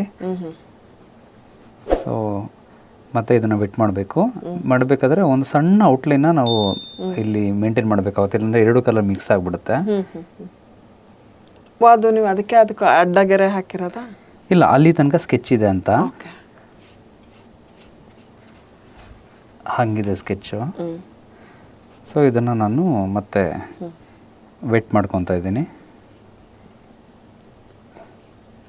ಈಗ ನೋಡಿ, ಮುಂಗಾರು ಕಾನ್ಸೆಪ್ಟ್ ಆಗಿರೋದ್ರಿಂದ ಆಕಾಶ ಕೂಡ ತುಂಬ ಇಂಪಾರ್ಟೆಂಟ್ ಆಗುತ್ತೆ. ಅದೂ one of the focal point. ಅದಕ್ಕೆ ಸುಮಾರು ಒಂದಷ್ಟು ಹೊತ್ತು ವರ್ಕ್ ಮಾಡಿದೆ. ಯಾಕಂದರೆ ಈ ಪೇಂಟಿಂಗ್ ನೋಡಿದಾಗ ಒಂದಷ್ಟೊತ್ತು ಆಕಾಶದ ಮೇಲೂ ಅವ್ರ ಕಣ್ಣನ್ನು ನಿಲ್ಲಬೇಕು. ಯಾವ್ಯಾವ್ದ್ರ ಮೇಲೆ ಇಂಪಾರ್ಟೆಂಟ್ ಅಲ್ಲ ಅನಿಸುತ್ತೋ ಅದಕ್ಕೆ ಇಷ್ಟೊಂದು ಒತ್ತು ಕೊಡಬಾರ್ದು. 1-2-3 ಪ್ಯಾಚಲ್ಲಿ ಮುಗಿಸ್ಬಿಡ್ಬೇಕು.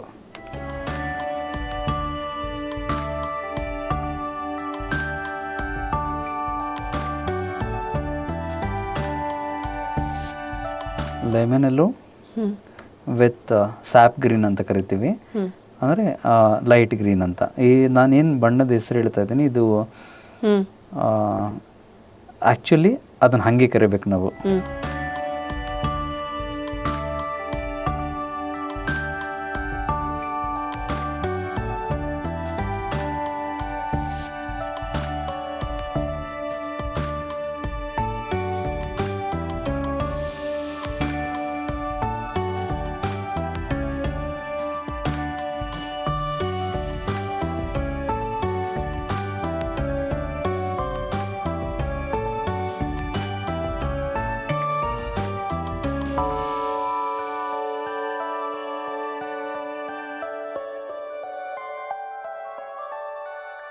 ಈಗ ನೀವು ಇದನ್ನೆಲ್ಲ ಇದು ಬ್ಲೋ ಮಾಡಿ ಡ್ರೈ ಮಾಡ್ತಾ ಇದ್ದೀರಿ? ಹೌದು, ಯಾಕಂದರೆ ಇದು ಸ್ವಲ್ಪ ನ್ಯಾಚುರಲ್ ಆಗಿ ಡ್ರೈ ಮಾಡ್ಬೋದು.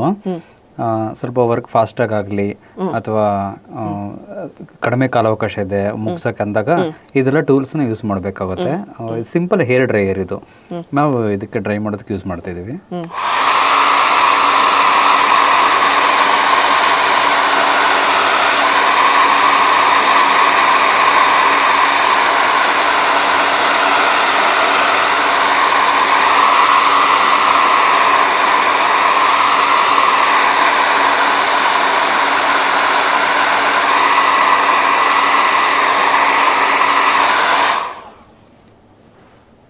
ಈಗ ಆಕಾಶ ರೆಡಿ ಆಗಿದೆ, ಹಾಗೆ ಹಸಿರು ಗದ್ದೆ ರೆಡಿ ಆಗಿದೆ. ಹಸಿರು ಗದ್ದೆ ಫಸ್ಟ್ ಲೇಯರ್ ರೆಡಿ ಆಗಿದೆ. ನಾವು ಅದ್ರ ಮೇಲೆ ಮತ್ತೆ ಒಂದಷ್ಟು ವರ್ಕ್ ಮಾಡಬೇಕಾಗುತ್ತೆ. ಮೇ ಬಿ ಅಂದ್ರೆ ಪಚ್ಚೆ ಪೈರು ಅದು ಫೀಲ್ ಆಗೋದಕ್ಕೆ ಆ ಕಟಿಂಗ್ಸ್ ಎಲ್ಲ ಇದೆ ಅಲ್ಲಿ, ಮತ್ತೆ ದೂರ ಒಂದಷ್ಟು ಎಕರೆ ಇದೆ ಅಂತ ಫೀಲ್ ಆಗ್ಬೇಕು ನಮ್ಗೆ. ಹೌದು, ಇಷ್ಟು ಜಾಗದಲ್ಲ ಅಷ್ಟು ಫೀಲ್ ಆಗ್ಬೇಕಾದ್ರೆ ಅದೆಲ್ಲ ಗಾವುದ ದೂರಕ್ಕೂ ನಮ್ಮ ದೃಷ್ಟಿ ಹರಿದಷ್ಟು ದೂರ ಹಸಿರು ಹಸಿರು ಹಸಿರು ಅಂತ ಹೇಳಿ ಅದನ್ನ ತೋರಿಸ್ಬೇಕಾದ್ರೆ ಇನ್ನೊಂದು ಪ್ಯಾಚ್ ಹಾಕಿದ್ರೆ ಮುಗೀತದು. ಈಗ ನಾವೇನ್ ಮಾಡ್ತಾ ಇದೀವಿ, ವಾಟರ್ ರಿಫ್ಲೆಕ್ಷನ್ಸ್, ಇದು ತುಂಬಾ ಇಂಪಾರ್ಟೆಂಟ್ ಆಗುತ್ತೆ.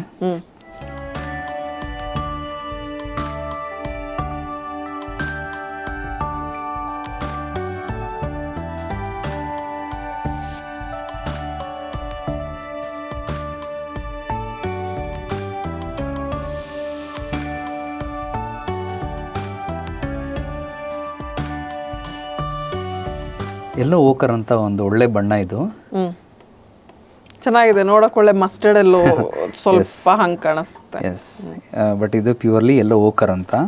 ಬಟ್ ಮಸ್ಟರ್ಡ್ ಎಲ್ಲೋ ಆಲ್ಮೋಸ್ಟ್ ಎಲ್ಲ ಎಲ್ಲೋ ಫ್ಯಾಮಿಲಿ ಆಗಿರೋದ್ರಿಂದ ಎಲ್ಲ ಕಸಿನ್ಸ್ ಅಕ್ಕಪಕ್ಕನೇ ಇರುತ್ತೆ ಅಷ್ಟೇ. ಬಟ್ ಒಂದೊಂದು ಫಾರ್ಮುಲಾ ಮಾಡಿ ಅವ್ರು ಒಂದೊಂದು ಬಣ್ಣದ ಹೆಸರು ಕೊಟ್ಟಿರ್ತಾರೆ ಅಷ್ಟೇ. ಎಲ್ಲ ಎಲ್ಲೋನೆ. ಸೊ ಇದನ್ನ ಬೇಸಾಗಿ ಬಳಸ್ತಾ ಇದೀನಿ ಇಲ್ಲಿ.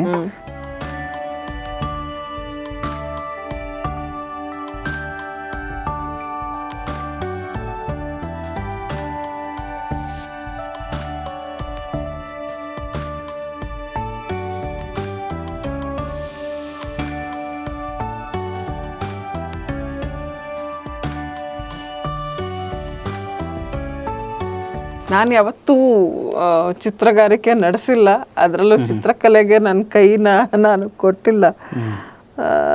ಇದನ್ನ ನೋಡಿದ್ಮೇಲೆ ನನಗೂ ಅನ್ನಿಸ್ತಾ ಇದೆ, ಪರವಾಗಿಲ್ಲ ನಾನೇನಾದರೂ ಒಂದು ಸ್ವಲ್ಪ ಮಾಡಬಹುದೇನೋ ಪ್ರಯತ್ನ ಅಂತ. ನೋಡೋಣ. ನಿಮ್ಗೆ ಆ ಥರ ಅನಿಸಿದೆ ಅಂದರೆ ನನ್ನನ್ನು ಚಾನಲ್ಗೆ ಕರೆಸಿ ಒಂದು ಅವಕಾಶ ಕೊಟ್ಟಿದ್ದಕ್ಕೂ ನನಗೆ ನಿಜವಲ್ಲೂ ನನಗೆ ಖುಷಿ ಆಗ್ತಿದೆ. ಯಾಕೆಂದರೆ ನಾನು ಚಿಕ್ಕ ವಯಸ್ಸಿನಿಂದ ಡ್ರಾಯಿಂಗ್ ಅಂತ ಹೇಳಿದ್ರೆ ಇಂಪ್ರೂವ್ ಯುವರ್ ಡ್ರಾಯಿಂಗ್ ಅಂತ ರಿಮಾರ್ಕ್ಸ್ ಬರ್ತಿದ್ದು ನನ್ನ ಟೀಚರು ನನ್ನ ಬುಕ್ನಲ್ಲಿ. 10th ಸ್ಟ್ಯಾಂಡರ್ಡಲ್ಲೆಲ್ಲ ಡ್ರಾಯಿಂಗ್ ಇರ್ತಿತ್ತಲ್ಲ, ಕಾಕ್ರೋಚ್ ಸಿಸ್ಟಮ್, ಡೈಜೆಸ್ಟಿವ್ ಸಿಸ್ಟಮ್, ಇವೆಲ್ಲ ಫ್ರಾಗು ಅದೆಲ್ಲ, ಅದನ್ನೆಲ್ಲ ಪಾಪ ನಾನು ನನ್ನ ತಮ್ಮನ ಕೈಯಲ್ಲಿ ಬರೆಸ್ಕೊಂಡು ಹೋಗ್ಬಿಡ್ತಿದ್ದೆ.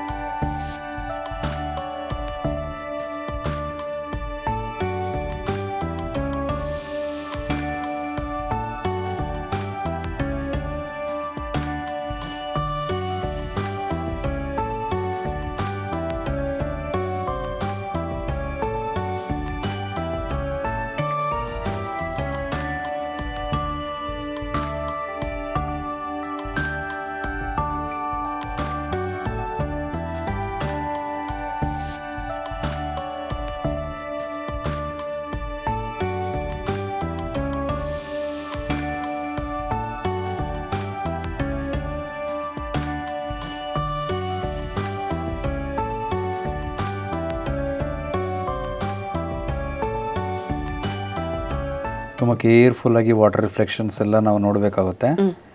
ಒಂಚೂರು ನಾನು ಆಗಲೇ ಫಸ್ಟಲ್ಲಿ ಹೇಳ್ದಂಗೆ ನಾವು ಇದನ್ನು ತಪ್ಪಾದರೆ ಎಡಿಟ್ ಮಾಡೋಕ್ಕಾಗಲ್ಲ, ತುಂಬ ಕೇರ್ಫುಲ್ಲಾಗಿ ಹ್ಯಾಂಡಲ್ ಮಾಡಬೇಕಾಗುತ್ತೆ ಇದನ್ನೆಲ್ಲ.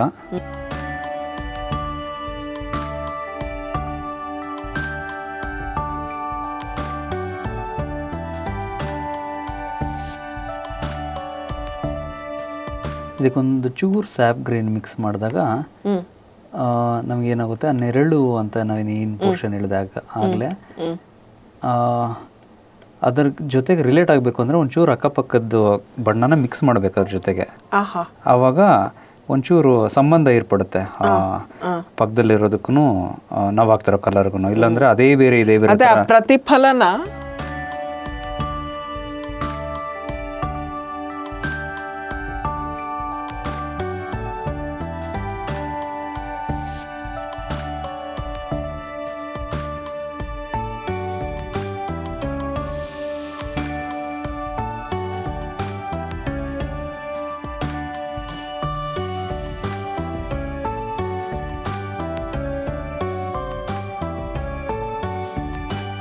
ಈಗಿದ್ ಪೂರ ಸಿದ್ಧ ಆಗಿದೆಯಲ್ಲ, ಇದೇನಂತ ಹೇಳ್ತೀರಿ? ಅಂದ್ರೆ ಇದು ಯಾವ ಹಂತದಲ್ಲಿದೆ ಈಗ ನಮ್ದು? ಆಲ್ಮೋಸ್ಟ್ ನಾವು ಆಲ್ಮೋಸ್ಟ್ ಒಂದು 60% ಕಂಪ್ಲೀಟ್ ಮಾಡಿಬಿಟ್ಟಿದ್ದೀವಿ. ಇನ್ನೊಂದು 2-3 ಪ್ಯಾಚ್ ಇಲ್ಲಿ ಹಾಕಿದ್ರೆ ಮುಗಿದೋಯ್ತು. ಆಕಾಶ ಫುಲ್ ಕಂಪ್ಲೀಟ್ ಆಗಿಬಿಟ್ಟಿದೆ. ಇನ್ನು ನಾವು ಈ ಮೈನ್ ಫೋಕಲ್ ಪಾಯಿಂಟ್ ಏನಿದೆ, ನಮಗೆ ಇದು ಮೈನ್ ಫೋಕಲ್ ಪಾಯಿಂಟ್ ಆಗಿದ್ರು ಕೂಡ ನಾವು ತುಂಬಾ ಡೀಟೇಲ್ಸ್ ಏನು ತೋರಿಸೋ ಅವಶ್ಯಕತೆ ಇಲ್ಲ. ಒಂದು ಮಹಿಳೆ ಅಲ್ಲಿ ನಿಂತ್ಕೊಂಡು ಕೆಲಸ ಮಾಡ್ತಿದ್ರೆ ಅನ್ನೋ ಫೀಲ್ ಬಂದ್ರೆ ಸಾಕು.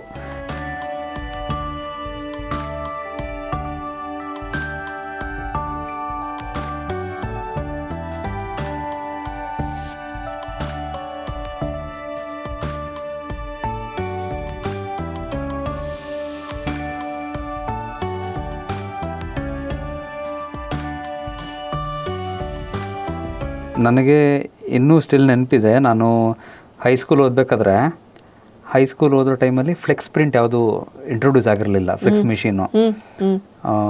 ನಾನು ತುಂಬ ಚೆನ್ನಾಗಿ ನೆನಪಿದೆ. ಆವಾಗ ನಾನು ಒಂದು ಆರ್ಟ್ಸ್ ಅಂಗಡಿನಲ್ಲಿ ಕೆಲಸ ಮಾಡ್ತಿದ್ದೆ. ಸ್ಕೂಲ್ ಆದಮೇಲೆ ಅಲ್ಲಿ ಕೆಲಸ ಈ ಬೋರ್ಡ್ ಬರೆಯೋದು ಅದೆಲ್ಲ ಮಾಡ್ತಿದ್ದೆ.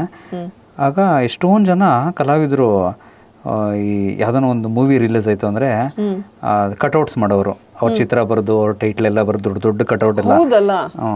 ಈಗಲೂ ಕೆಲವೇ ಜನ ಮಾಡ್ತಾರೆ. ಈಗ ಆಗೆಲ್ಲ ಕಲಾವಿದರಿಗೆ ಒಳ್ಳೆ ಬೆಲೆ ಇತ್ತು, ಅವ್ರಿಗೆ ಜೀವನನೂ ಕೂಡ ಅದೇ ಆಗಿತ್ತು, ಅದನ್ನೇ ನಂಬ್ಕೊಂಡು. ಇದನ್ನ ಕೆ ವಿಶ್ವನಾಥ್ ಅಂತ ತೆಲುಗು ಫಿಲ್ಮ್ ಡೈರೆಕ್ಟರ್ ಅವ್ರು ನೋಡಿ, ಇದು ಶಂಕರಾಭರಣಂ ಎಲ್ಲ ತೆಗೆದವರು ಅವರು ಸ್ವರ್ಣ ಕಮಲಂ ಅಂತ ಒಂದು ಚಿತ್ರ ತೆಗೆದಿದ್ದಾರೆ, ಚಿತ್ರ ನಿರ್ಮಿಸಿದ್ದಾರೆ. ಅದರಲ್ಲಿ ಇದೆ ತಾವ್ ಹೇಳೋದ್ರಲ್ಲ, ಇದೇನೀಗ ಕಮಲಸ್ ಅಂತ ಇಲ್ಲ, ವೆಂಕಟೇಶ್ ಮತ್ತೆ ಭಾನುಪ್ರಿಯ. Okay okay. ಅದರಲ್ಲಿ ಇದನ್ನ ತೋರಿಸಿದ್ದಾರೆ. ಆಕೆ ನೃತ್ಯಾಂಗನೆ, ಇವರು ಈ ತರ ಇದ್ರ ಕಲಾವಿದ್ರು. ಈ ಚಲನಚಿತ್ರಗಳ ಇದ್ರ ಪೋಸ್ಟರ್ನ ಅವರು ಕೈಯಲ್ಲೇ ರೆಡಿ ಮಾಡಿ ಚಿತ್ರ ಬಿಡಿಸಿ ಅದನ್ನ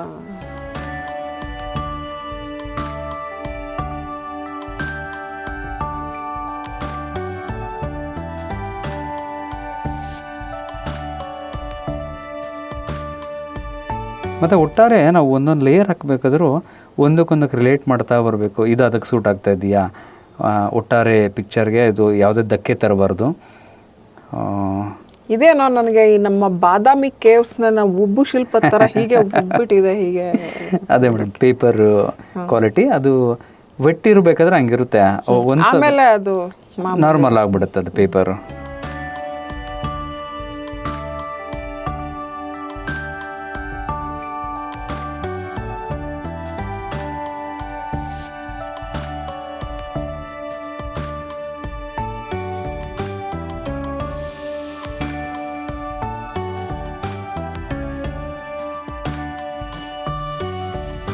ಸಣ್ಣ ವೇರಿಯೇಷನ್ಸ್ ಬೇಕಾಗಿದೆ ಇಲ್ಲಿ, ಅದಕ್ಕೆ ಏನು ಮಾಡ್ತಿದ್ದೀನಿ, ಒಂಚೂರು ವೆಟ್ ಮಾಡ್ಕೊಂಡು ಇದು ವೆಟ್ ಆನ್ ವೆಟ್ ಮೆಥಡ್ ಅನ್ನೋದು ನಾವು ಒಂದೇ ಸರ್ತಿ ಮಾಡಬೇಕು ಅಂತೇನಿಲ್ಲ, ಮಾಡಿದ್ರ ಮೇಲೂ ಮಾಡ್ಬೋದು. ಬಟ್ ತುಂಬ ಕೇರ್ಫುಲ್ಲಾಗಿ ಮಾಡಬೇಕು. ಎರಡನೇ ಸರ್ತಿ ನಾವು ಕಲರ್ ಹಾಕ್ಬೇಕಾದ್ರೆ ಅದೇ ಕಲರೇ ಯೂಸ್ ಮಾಡಬೇಕು. ಬೇರೆ ಏನಾದರೂ ಆಗ್ತು ಅಂದರೆ ತುಂಬ ಅದು ಅಸಹ್ಯವಾಗಿ ಫಾರ್ಮ್ ಆಗಿಬಿಡುತ್ತೆ, ಒಂದಕ್ಕೊಂದು ರಿಲೇಟ್ ಆಗಲ್ಲ, ಆ ಥರ ಎಲ್ಲ ಆಗಿಬಿಡುತ್ತೆ. ಸೊ ತುಂಬ ಜಾಗರೂಕತೆಯಿಂದ ಪ್ರಾಕ್ಟೀಸ್ ಇದ್ದರೆ ಅದನ್ನು ಮಾಡಿದ್ರೆ ಅದು ಚೆನ್ನಾಗಿ ಬರುತ್ತೆ.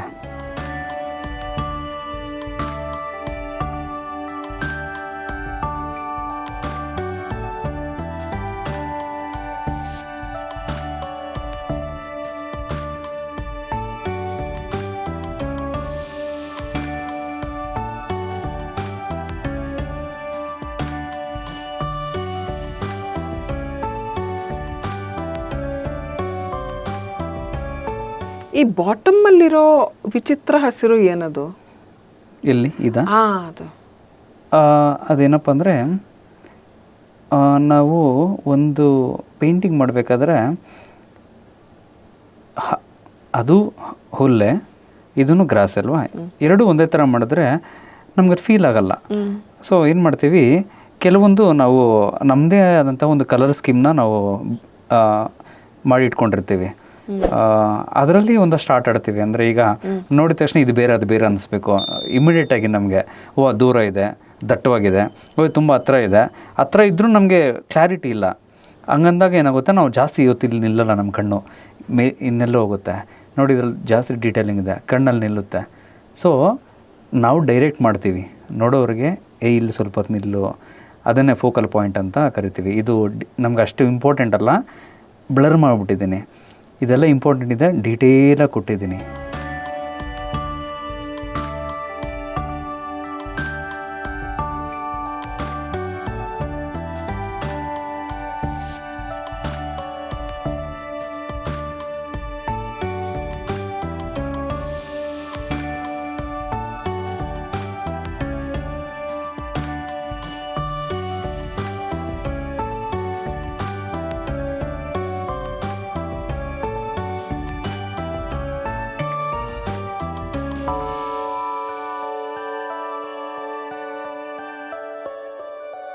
ಸೊ ಇನ್ನೊಂದು ಸ್ವಲ್ಪ ಹೊತ್ತಲ್ಲಿ ಮುಗಿದು ಬಿಡುತ್ತೆ ಪೇಂಟಿಂಗು. ಆಲ್ಮೋಸ್ಟ್ ಕೊನೆ ಹಂತಕ್ಕೆ ಬಂದಿದ್ದೀವಿ.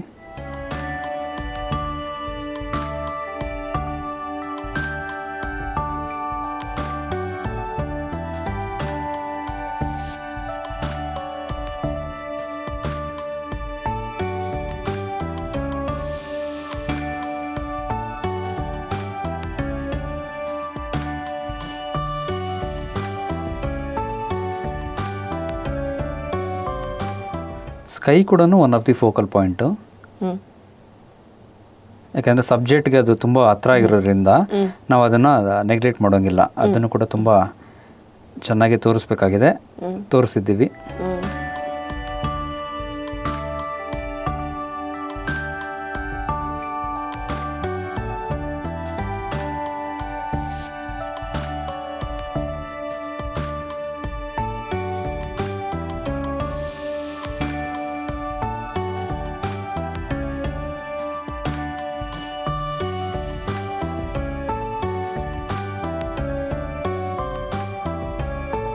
ನನಗೆ ನಿಮ್ಮ ಪೇಂಟಿಂಗ್ ನೋಡ್ತಾ ನೋಡ್ತಾ ಒಂದು ನೆನಪಾಯ್ತು, ಅದಕ್ಕೆ ಇದೊಂದನ್ನು ಓದೋಣ ಅಂತ ಅಂದ್ಕೊಂಡೆ. ಖಂಡಿತ. ಅದಕ್ಕೆ ಸುಮ್ಮನೆ ಹೀಗೆ ಹುಬ್ಬಿ ಮಳೆ ಅಂತ, ಅಂದರೆ ನಾನೆಲ್ಲ ಬೇಂದ್ರೆ ಅವ್ರದನ್ನೇ ಇದು ಮಾಡ್ತಿದ್ದೀನಿ. ಹುಬ್ಬಿ ಮಳೆ ಅಂದರೆ ಹುಬ್ಬ ನಕ್ಷತ್ರದ ಮಳೆ. ಹುಬ್ಬಿ ಮಳೆ ಹುಬ್ಬ ಹಾರಿಸುತ್ತಿತ್ತು, ಹುಬ್ಬಿ ಮಳೆ ಹುಬ್ಬ ಹಾರಿಸುತ್ತಿತ್ತು, ಕಣ್ಮಿಂಚು ದಿಕ್ಕೆಡಿಸುತ್ತಲಿತ್ತು. ಕಣ್ಮಿಂಚು ದಿಕ್ಕೆಡಿಸುತ್ತಲಿತ್ತು, ನೆಲಕ್ಕೆಲ್ಲ ಮೋಡ ಟೊಪ್ಪಿಗೆಯ ಹಾಕಿತ್ತು. ನೆಲಕ್ಕೆಲ್ಲ ಮೋಡ ಟೊಪ್ಪಿಗೆಯ ಹಾಕಿತ್ತು. ಎಂತ ಕಲ್ಪನೆ. ಟೊಪ್ಪಿಗೆಯ ಹಾಕಿತ್ತು, ದಿಗ್ಮೂಢವಾಗಿತ್ತು. ಮೋಡ ದಿಗ್ಮೂಢ ಆಗ್ಬಿಡ್ತಂತೆ. ಇದು ಅವರ ಸಂಚಯ ಅನ್ನೋ ಒಂದು ಕವನ ಸಂಕಲನದಿಂದ ಹುಬ್ಬಿ ಮಳೆ ಅನ್ನೋ ಒಂದು ಕವಿತೆಯ ಸಾಲುಗಳನ್ನು ನಾನೀಗ ಉದ್ಧರಿಸಿದ್ದು. ಹಾಗೇನೆ ಈ ಶ್ರಾವಣನ ಅವರು ಏನು ಹೇಳ್ತಾರೆ ಅಂದರೆ ತುಂಟ ಹುಡುಗನಿಗೆ ಕಂಪೇರ್ ಮಾಡ್ತಾರೆ. ಏಕೆ ಬಂದೆ, ಏನು ತಂದೆ, ಹೇಳು ಹೇಳು ಶ್ರಾವಣ, ನೀನು ಬಂದ ಕಾರಣ. ಏಕೆ ಬಂದೆ, ಏನು ತಂದೆ, ಹೇಳು ಹೇಳು ಶ್ರಾವಣ, ನೀನು ಬಂದ ಕಾರಣ. ಗುಳ್ಳಗಂಜಿ ತೊಡವ ತೊಟ್ಟು, ಹಾವಸೆಯ ಉಡುಪನುಟ್ಟು. ನೋಡಿ, ಅಲ್ಲಿ ಹಾವಸೆಯ ಉಡುಪ ಇದೆ ಅಲ್ಲಿ. ಎಲ್ಲಿ ಮೇಡಮ್? ಅಂದ್ರೆ ಹಾವಸೆ ಅಂದ್ರೆ ಪಾಚಿ. Okay okay okay. ಉಡುಪನುಟ್ಟು, ನಗುವ ತುಟಿಯ, ನನೆದ ಎದೆಯ, ತರಳ ನೀನು ಶ್ರಾವಣ, ಹೇಳು ಬಂದ ಕಾರಣ ಅಂತೆ. ಅಳಲು ನಗಲು ತಡವೇ ಇಲ್ಲ. ಅದೇ ಮೋಡದಲ್ಲಿ ಯಾವಾಗ ನಗುತ್ತೆ ಯಾವಾಗ ಅಳುತ್ತೆ ಹೇಳಲಿಕ್ಕೆ ಆಗಲ್ಲ. ಅಳಲು ನಗಲು ತಡವೇ ಇಲ್ಲ, ಇದುವೇ ನಿನಗೆ ಆಟವೆಲ್ಲ. ಎಲ್ಲ ನಿನ್ನ ಆಟ ಅಪ್ಪ ಶ್ರಾವಣ, ಎಲ್ಲ ನಿಂದೆ ಆಟ. ಬಾರೋ ದಿವ್ಯ ಚಾರಣ. ಅಂದ್ರೆ ಇವರು ಬೇಂದ್ರೆ ಅವರು ಎಲ್ಲಾದ್ರಲ್ಲೂ ಒಂದು ಆಧ್ಯಾತ್ಮದ ಒಂದು ಲೇಪವನ್ನ ಕೊಡ್ತಾರೆ ಅವರ ಒಂದು ಬರವಣಿಗೆಯಲ್ಲಿ, ಅವರ ಒಂದು ಕವಿತೆಗಳಲ್ಲಿ. ಅವ್ರು ಹೇಳ್ತಾರೆ, ಅಳಲು ನಗಲು ತಡವೇ ಇಲ್ಲ, ಇದುವೇ ನಿನಗೆ ಆಟವೆಲ್ಲ, ಬಾರೋ ದಿವ್ಯ ಚಾರಣ, ತುಂಟ ಹುಡುಗ ಶ್ರಾವಣ ಅಂತ ಹೇಳ್ತಾರೆ. ಇದು ನಾದಲೀಲೆ ಕವನ ಸಂಕಲನದಲ್ಲಿ ತುಂಟ ಹುಡುಗ ಶ್ರಾವಣ ಅನ್ನೋ ಕವಿತೆಯ ಸಾಲುಗಳು.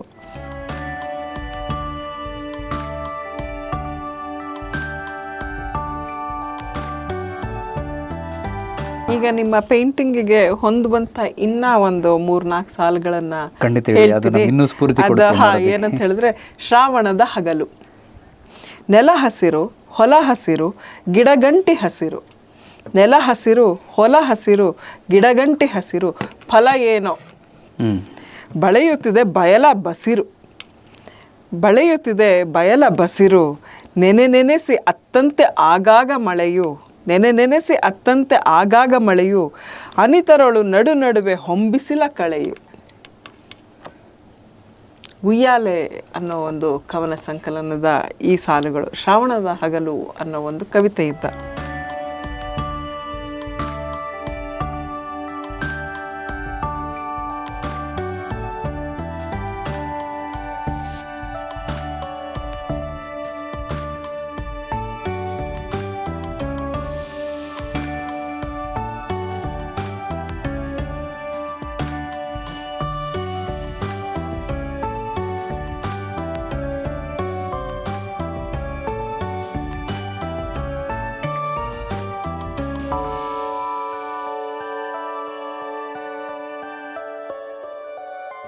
ಮುಕ್ತಾಯದ ಹಂತಕ್ಕೆ ಬರುವಾಗ ಬಂದ್ಬಿಟ್ಟಿದೀವಿ.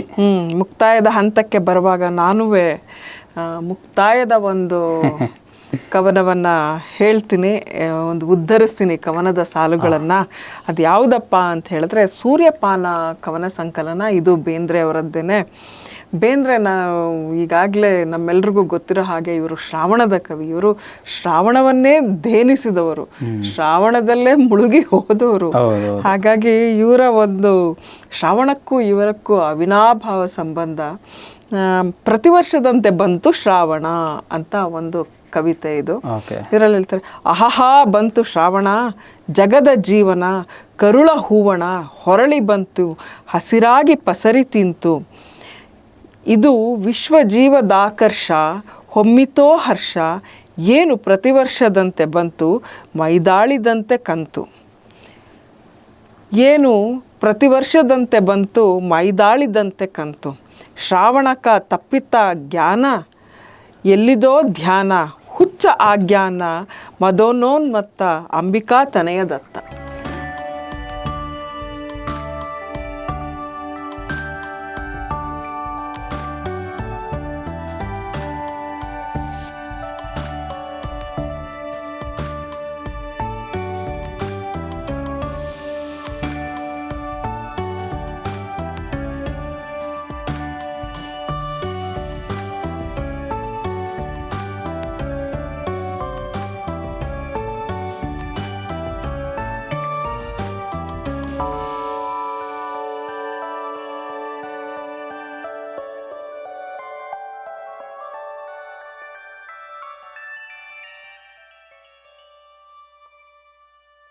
ಇಲ್ಲ ಏನೇನೋ ಬಣ್ಣಗಳು, ಸುಮಾರು ಬಣ್ಣ ಬಂದಿದೆಯಲ್ಲ ಇಲ್ಲಿ. ಎಸ್. ಸೊ ಅದೇ ಒಂದು ಫೋಟೋಗ್ರಫಿಗೂ ಒಂದು ಪೇಂಟಿಂಗಿಗೂ ವ್ಯತ್ಯಾಸ. ಏನಕ್ಕೆ ಈಗ AI ಮತ್ತು ಅದು ಇದು ಎಲ್ಲ ಥರದ್ದು ಇದ್ರೂ ಕೂಡ ಒಂದು ಪೇಂಟಿಂಗ್ನ ನೋಡೋಕ್ಕೆ ಯಾಕೆ ತುಂಬ ಗ್ಯಾಲರಿಗೆ ಹೋಗ್ತಾರೆ ಅಥವಾ ಎಲ್ಲಾದರೂ ಒಂದು ಪೇಂಟಿಂಗ್ ನೋಡಿದ್ರೆ ಏನಕ್ಕೆ ಯುನೀಕ್ ಅನಿಸುತ್ತೆ, ಒಂದು ಸ್ವಲ್ಪ ಟೈಮ್ ಏನಕ್ಕೆ ಸ್ಪೆಂಡ್ ಮಾಡ್ತೀವಿ ಅಂದರೆ ಇದೇ ವಿಶೇಷ. ಯಾವತ್ತೂ ಅದು ಕಲೆನೇ, ಅದು AI.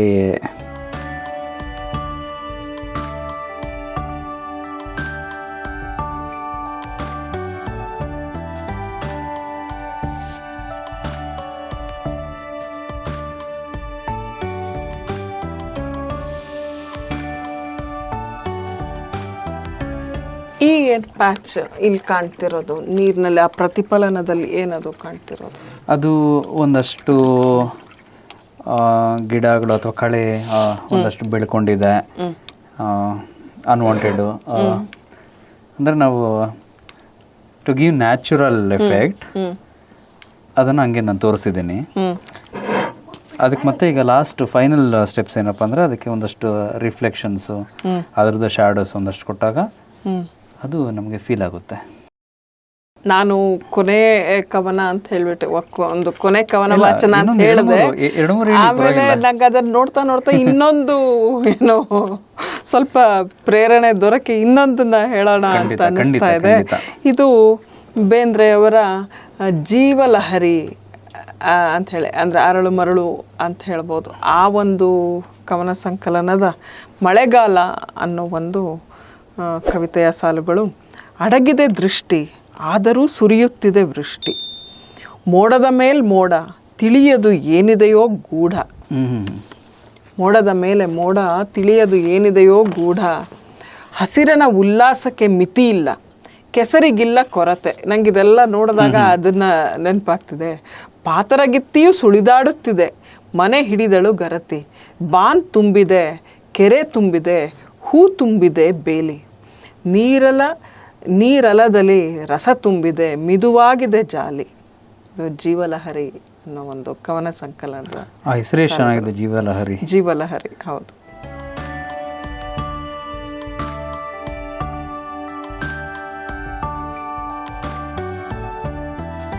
ಪೇಂಟಿಂಗ್ ಅನ್ನೋದು ಹಾಗೇನೆ, ನಾವು ಮಾಡಿದಷ್ಟು ನಮ್ಮನ್ನು ಇನ್ನೂ ಒಳಗಡೆ ಕರ್ಕೊಂಡು ಹೋಗ್ತಾ ಇರುತ್ತೆ. ಅದೇನಪ್ಪ ಅಂದರೆ ನಮಗೆ ಸ್ಯಾಟಿಸ್ಫ್ಯಾಕ್ಷನ್ ಅನ್ನೋದೇ ಇರಲ್ಲ. ಎಲ್ಲ ಆಗಿರುತ್ತೆ, ಮುಗೀತು ಅಂತ. ಇನ್ನೇನು ಸೈನ್, ಇನ್ನೊಂದೇನಪ್ಪ, ಸೈನ್ ಹಾಕಿದ್ರೆ ನಮ್ಮದು ಮುಗೀತಂತ. ಆಲ್ಮೋಸ್ಟ್ ನಮ್ಮ ಆರ್ಟ್ ಫೀಲ್ಡಲ್ಲಿ ಸೈನ್ ಹಾಕಿದ್ಮೇಲೆ ಮತ್ತೇನು ಮುಟ್ಟಲ್ಲ, ಯೂಶ್ವಲಿ ಯಾರು ಮುಟ್ಟಲ್ಲ. ಏನೋ ಒಂದಷ್ಟು 2-3 ಸ್ಟ್ರೋಕ್ಸ್ ಅಥವಾ ಏನಾದ್ರು ಪೆಂಡಿಂಗ್ ಇದ್ರೆ ಮತ್ತೆ ಮಾಡ್ತೀವಿ. 90% ಸೈನ್ ಮಾಡಿದ್ರೆ ಮುಗೀತು ಅಂತ ಅರ್ಥ. ಬಟ್ ಸೈನ್ ಮಾಡಕ್ಕೆ ಕೈ ಹೋಗುತ್ತೆ, ಅಲ್ಲೇನೋ ಇನ್ನೊಂದೇನೋ ಬೇಕು ಅನ್ನಿಸ್ತು ಅಂತ ಮತ್ತೆ ಹೋಗ್ತೀವಿ, ಮತ್ತಿನ್ನೇನೋ ಬೇಕು ಅಂತ ಅನಿಸುತ್ತೆ. ಸೊ ಅದು ನಾವು ಪ್ರತಿ ಹಂತನೂ ಎಂಜಾಯ್ ಮಾಡ್ತೀವಿ.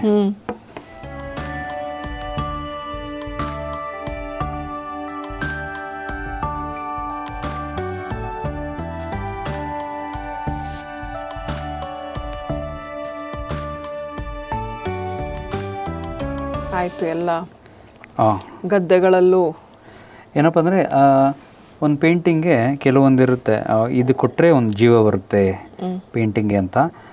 ಅದು ಫೈನಲ್ ಟಚಪ್ಸಲ್ಲಿ ನಾವು ಅದನ್ನು ಎಲ್ಲೆಲ್ಲಿ ಮಿಸ್ ಆಗಿದೆಯೋ ಅದನ್ನು ಒಂದಷ್ಟು ಮಾಡುವಂಥದ್ದು.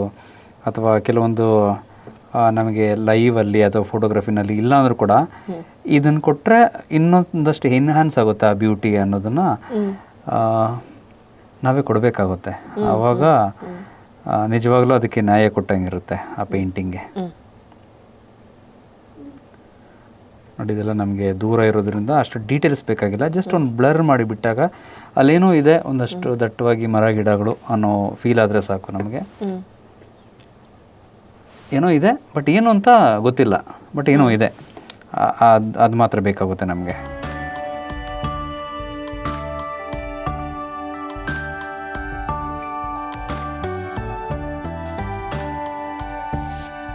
ನನಗೆ ಇದನ್ನು ನೋಡಿದ್ಮೇಲೆ ಶಾಂತಿನಿಕೇತನದಲ್ಲಿ ಇನ್ನೆಂತೆಂತಹ ಬಣ್ಣಗಳ ಓಕುಳಿ ಆಟ ಆಡಿರ್ಬೋದು ಕಲಾವಿದರು ತಮ್ಮ ಕುಂಚ ಹಾಗೂ ಏನಾದ್ರು ಕ್ಯಾನ್ವಾಸ್ಗಳೊಂದಿಗೆ ಅಂತ ಹೇಳ್ಬಿಟ್ಟು ಅನಿಸ್ತಾ ಇದೆ. ನನಗೆ ಕೆನ್ ಸ್ಕೂಲಲ್ಲಿ ಮುಗಿದ್ಮೇಲೆ ಶಾಂತಿನಿಕೇತನದಲ್ಲಿ ನನಗೆ ಅಡ್ಮಿಷನ್ಗೆ ಆಫರ್ ಬಂದಿತ್ತು, ಅಲ್ಲಿ ಬಂದ್ಬಿಡಿ ಅಂತ. ನಾನು ಒಂದು ಸ್ವಲ್ಪ ಆ್ಯಂಡ್ ಒಂದು ಚಾನ್ಸ್ ಇತ್ತು ಜೆ ಸ್ಕೂಲ್ ಆಫ್ ಆರ್ಟಲ್ಲಿ ಹೋಗಿ ಓದೋದಕ್ಕೆ. ಅದು ತುಂಬ ಪ್ರಸಿದ್ಧವಾಗಿರುವಂತಹ ಕಾಲೇಜ್. ಅಲ್ಲಿ ಸೀಟ್ ಸಿಗೋದೇ ತುಂಬ ಕಷ್ಟ. ಒಂದು ಎಂಟ್ರೆನ್ಸ್ ಎಕ್ಸಾಮ್ ಇರುತ್ತೆ ಮುಂಬೈಯಲ್ಲಿ. ಹೌದು, ಎಂಟ್ರೆನ್ಸ್ ಎಕ್ಸಾಮ್ ಇರುತ್ತೆ, ಅದು ಪಾಸ್ ಆಗಬೇಕು, ಏನೇನೋ ತುಂಬ ಇದೆ ಅದಕ್ಕೂ. ಬಟ್ ನಾನೇನು ಅಂದರೆ ಸ್ವಲ್ಪ ಭಾವನಾಜೀವಿ, ಮನೆ ಬಿಟ್ಟು ಮನೆಯವ್ರು ಬಿಟ್ಟು ಎಲ್ಲೂ ಹೋಗಲ್ಲ. ಹಾಗಾಗಿ ನಾನು ಎಷ್ಟೋ ಥರ ಅವಕಾಶಗಳನ್ನ ಮಿಸ್ ಮಾಡಿಕೊಂಡು ಇರೋದ್ರಲ್ಲೇ ಕೆನ್ ಸ್ಕೂಲು ಇಲ್ಲ ಅಕ್ಕಪಕ್ಕ ಹಿಂಗೆ ಓದ್ಕೊಂಡು ಹಿಂಗಿದ್ದೆ. ಶಾಂತಿನಿಕೇತಿ ಅಲ್ಲಿ ಸ್ಕೂಲ್ ಇವ್ರು ಹಡಪದವರು. ಎಸ್, ಈಗಿಲ್ಲ, ಲಾಸ್ಟ್ ಇಯರ್ ಕ್ಲೋಸ್ ಆಯಿತು. ಬಟ್ ಆದರೂ ನೆನಪುಗಳು.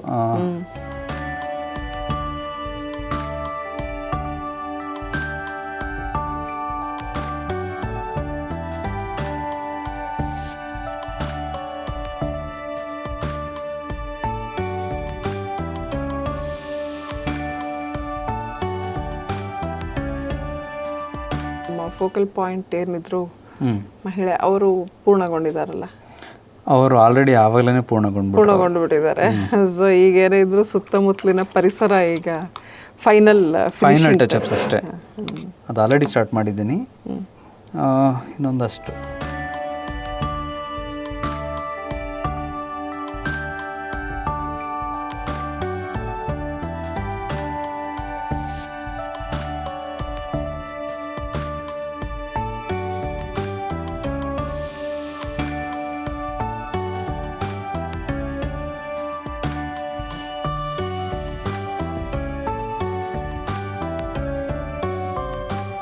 ಕೊನೆಯದಾಗಿ ಇನ್ನೊಂದು ಕವನ ಕೇಳ್ಬೋದಾ ಮೇಡಮ್ ನಿಮ್ಮ ಕಡೆಯಿಂದ?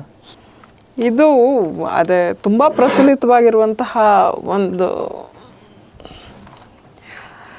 ಶ್ರಾವಣನ ಅವರು ಸಣ ಅಂತ ಹೇಳ್ತಾರೆ. ಆ್ಯಕ್ಚುಲಿ ಮಂಗಳೂರು ಕಡೆ ಅಥವಾ ತುಳು ಭಾಷೆಯಲ್ಲಿ ಶ್ರಾವಣ ಸೋಣ ಆಗತ್ತೆ. ಸೋಣ ಸಂಕ್ರಮಣ ಅನ್ನೋದು ಅಲ್ಲಿ ಭಾಳ ಫೇಮಸ್. ಆಮೇಲೆ ಅಲ್ಲೆಲ್ಲ ಏನಾಗಿರುತ್ತೆ, ನಮ್ಮ ರಿಲೇಟಿವ್ಸ್ ಎಲ್ಲ ಬರಬೇಕು ಅಲ್ಲಿಂದ ಇಲ್ಲಿಗೆ ಅಂತ ಹೇಳಿದ್ರೆ ಅವರೆಲ್ಲ ಶ್ರಾವಣಕ್ಕೆ ಇಟ್ಕೊಳ್ತಾರೆ ವಿಸಿಟ್ನ.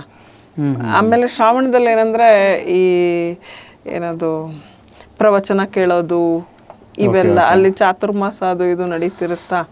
ಹಾಗಾಗಿ ಎಲ್ಲ ಈ ಥರದ ಧರ್ಮ ಪ್ರಭಾವನೆಯ ಒಂದು ಕಾರ್ಯಗಳಲ್ಲಿ ತೊಡಕೋತಾರೆ ಅವರು ಹೆಚ್ಚಾಗಿ. ಆಗ ಮನೆಯಲ್ಲೇ ಅಡಿಗೆ ಬಿಟ್ಟರೆ ಬೇರೆ ಇನ್ನೇನು ಹೆಚ್ಚಿನ ಕೆಲಸ ಇರಲ್ಲ. ಯಾಕೆಂದರೆ ಶ್ರಾವಣದಲ್ಲಿ ಜೋರು ಮಳೆ ಇರುತ್ತೆ ಅಲ್ಲಿ. ಈ ಉತ್ತರ ಕರ್ನಾಟಕದ ಥರ ಅಲ್ಲ, ಸೋನೆ ಮಳೆ ಆ ಥರದ್ದಲ್ಲ ಅಲ್ಲಿ. ಸೊ ಈ ನನಗೆ ಇವರು ಒಂದು ಟೈಟಲ್ ಕೊಟ್ಟಿದ್ದಾರೆ, ಸಣ ಸೋಮವಾರ ಅಂಥೇಳಿ, ಈ ಮುಗಿಲ ಮಲ್ಲಿಗೆ ಕವನ ಸಂಕಲನದಿಂದ, ಬೇಂದ್ರೆ ಅವರದ್ದು. ಬಂತಣ್ಣ ಸಣ ಸೋಮವಾರ, ಕಾಣಬೇಕಣ್ಣ ಸೋಮೇಶ್ವರ, ಮುಗಿಲಾಗ ಮೋಡದ ಹಡಗು, ಎಲ್ಲೆಲ್ಲೋ ಮಿಂಚೂ ಗುಡುಗು, ಚಳಿಗಾಳಿ ತಂದರು ನಡುಗು, ಹುಡುಗ ಪಾಳ್ಯಕ್ಕ ಎಲ್ಲಾನೂ ಬೆಡಗು. ಹುಡುಗರಿಗೆ ಏನು ಹೇಳಿ ಹೆಂಗಿದ್ರು ಖುಷಿನೇ ಅವ್ರಿಗೆ. ಚಳಿಗಾಳಿ ತಂದ್ರು ಹ್ಯಾಪಿ, ಅವರು ಅದನ್ನು ಎಂಜಾಯ್ ಮಾಡ್ತಾರೆ. ಹಾಗೆ ಅವ್ರು ಹೇಳ್ತಾರೆ, ಹುಡುಗ ಪಾಳ್ಯಕ್ಕ ಎಲ್ಲಾನೂ ಬೆಡಗು, ಧಾರವಾಡ ಸೀಮಿ ಚಂದ, ಏರು ಇಳಿವಿನ ಅಂದ ಹಬ್ಬ, ಕುಣಕೋತ ಹೊರಟಾಂಗ ಕುದುರಿ, ಮರದಿಂದ ಮರಕ ಹಾರಿ ಟೊಂಗಿಯಿಂದ ಟೊಂಗಿಗೇರಿ ಹುಬ್ಬ ಹಾರಸತಾವ ಮಂಗ ಬೆದರಿ, ತಪ ತೊಯ್ದ ಗಿಡ ಅಲ್ಲಾಡಿ ಟಪ ಅಬ್ಬ, ಬೀಳ್ತಾವ ನೀರಲ ಹಣ್ಣು ಉದುರಿ. ನೀರಲ ಹಣ್ಣು ಈ ಇದಕ್ಕೆ ನೇರಳೆ ಹಣ್ಣು ಟಪ ಅಂತ ಉದುರು ಬಿಡುತ್ತಂತೆ, ಉದುರುತ್ತೇನು ಬಿಡುತ್ತಂತೆ. ಏನು ಭಾವ ಇದ್ದಾಗ ದೇವ ಹೇಳಿದ್ರು ಹಿರಿಯರು, ನಮ್ಮ ಭಾವನೆ ಇದ್ದಂಗೆ ದೇವರು ಅಂತ ಹಿರಿಯರು ಹೇಳಿದ್ರು. ಅಲ್ಲೇ ಸುತ್ತಾಡುತ್ತಾವ ನಮ್ಮ ಖ್ಯಾಲ, ಅಂದರೆ ನಮ್ಮ ಖಯಾಲಿ, ನಮ್ಮ ಒಂದು ಭಾವನೆಗಳೇನಿವೆ ಅವು ಹಾಗೇ ಸುತ್ತಾಡುತ್ತವೆ ಅಲ್ಲೇ ನಿಂತು. ನೆನಪಿನ ಓರಿಯೊಳಗ ಮಿಣುಕ್ತಾವ ಎಣ್ಣಿ ದೀಪ, ಎಲ್ಲೇ ಹೋದಾವೋ ಗೆಳೆಯ ಆ ಕಾಲ ಅಂತ ಹೇಳಿಬಿಟ್ಟು, ಇದು ಮುಗಿಲ ಮಲ್ಲಿಗೆ ಅನ್ನೋ ಒಂದು ಕವನ ಸಂಕಲನದಿಂದ ನಿಮ್ಮ ಕವನ ಮುಗೀತು. ಸಣ ಸೋಮವಾರ. ಓಕೆ, ನನ್ನ ಪೇಂಟಿಂಗು ಮುಗೀತು. ಹೌದಾ?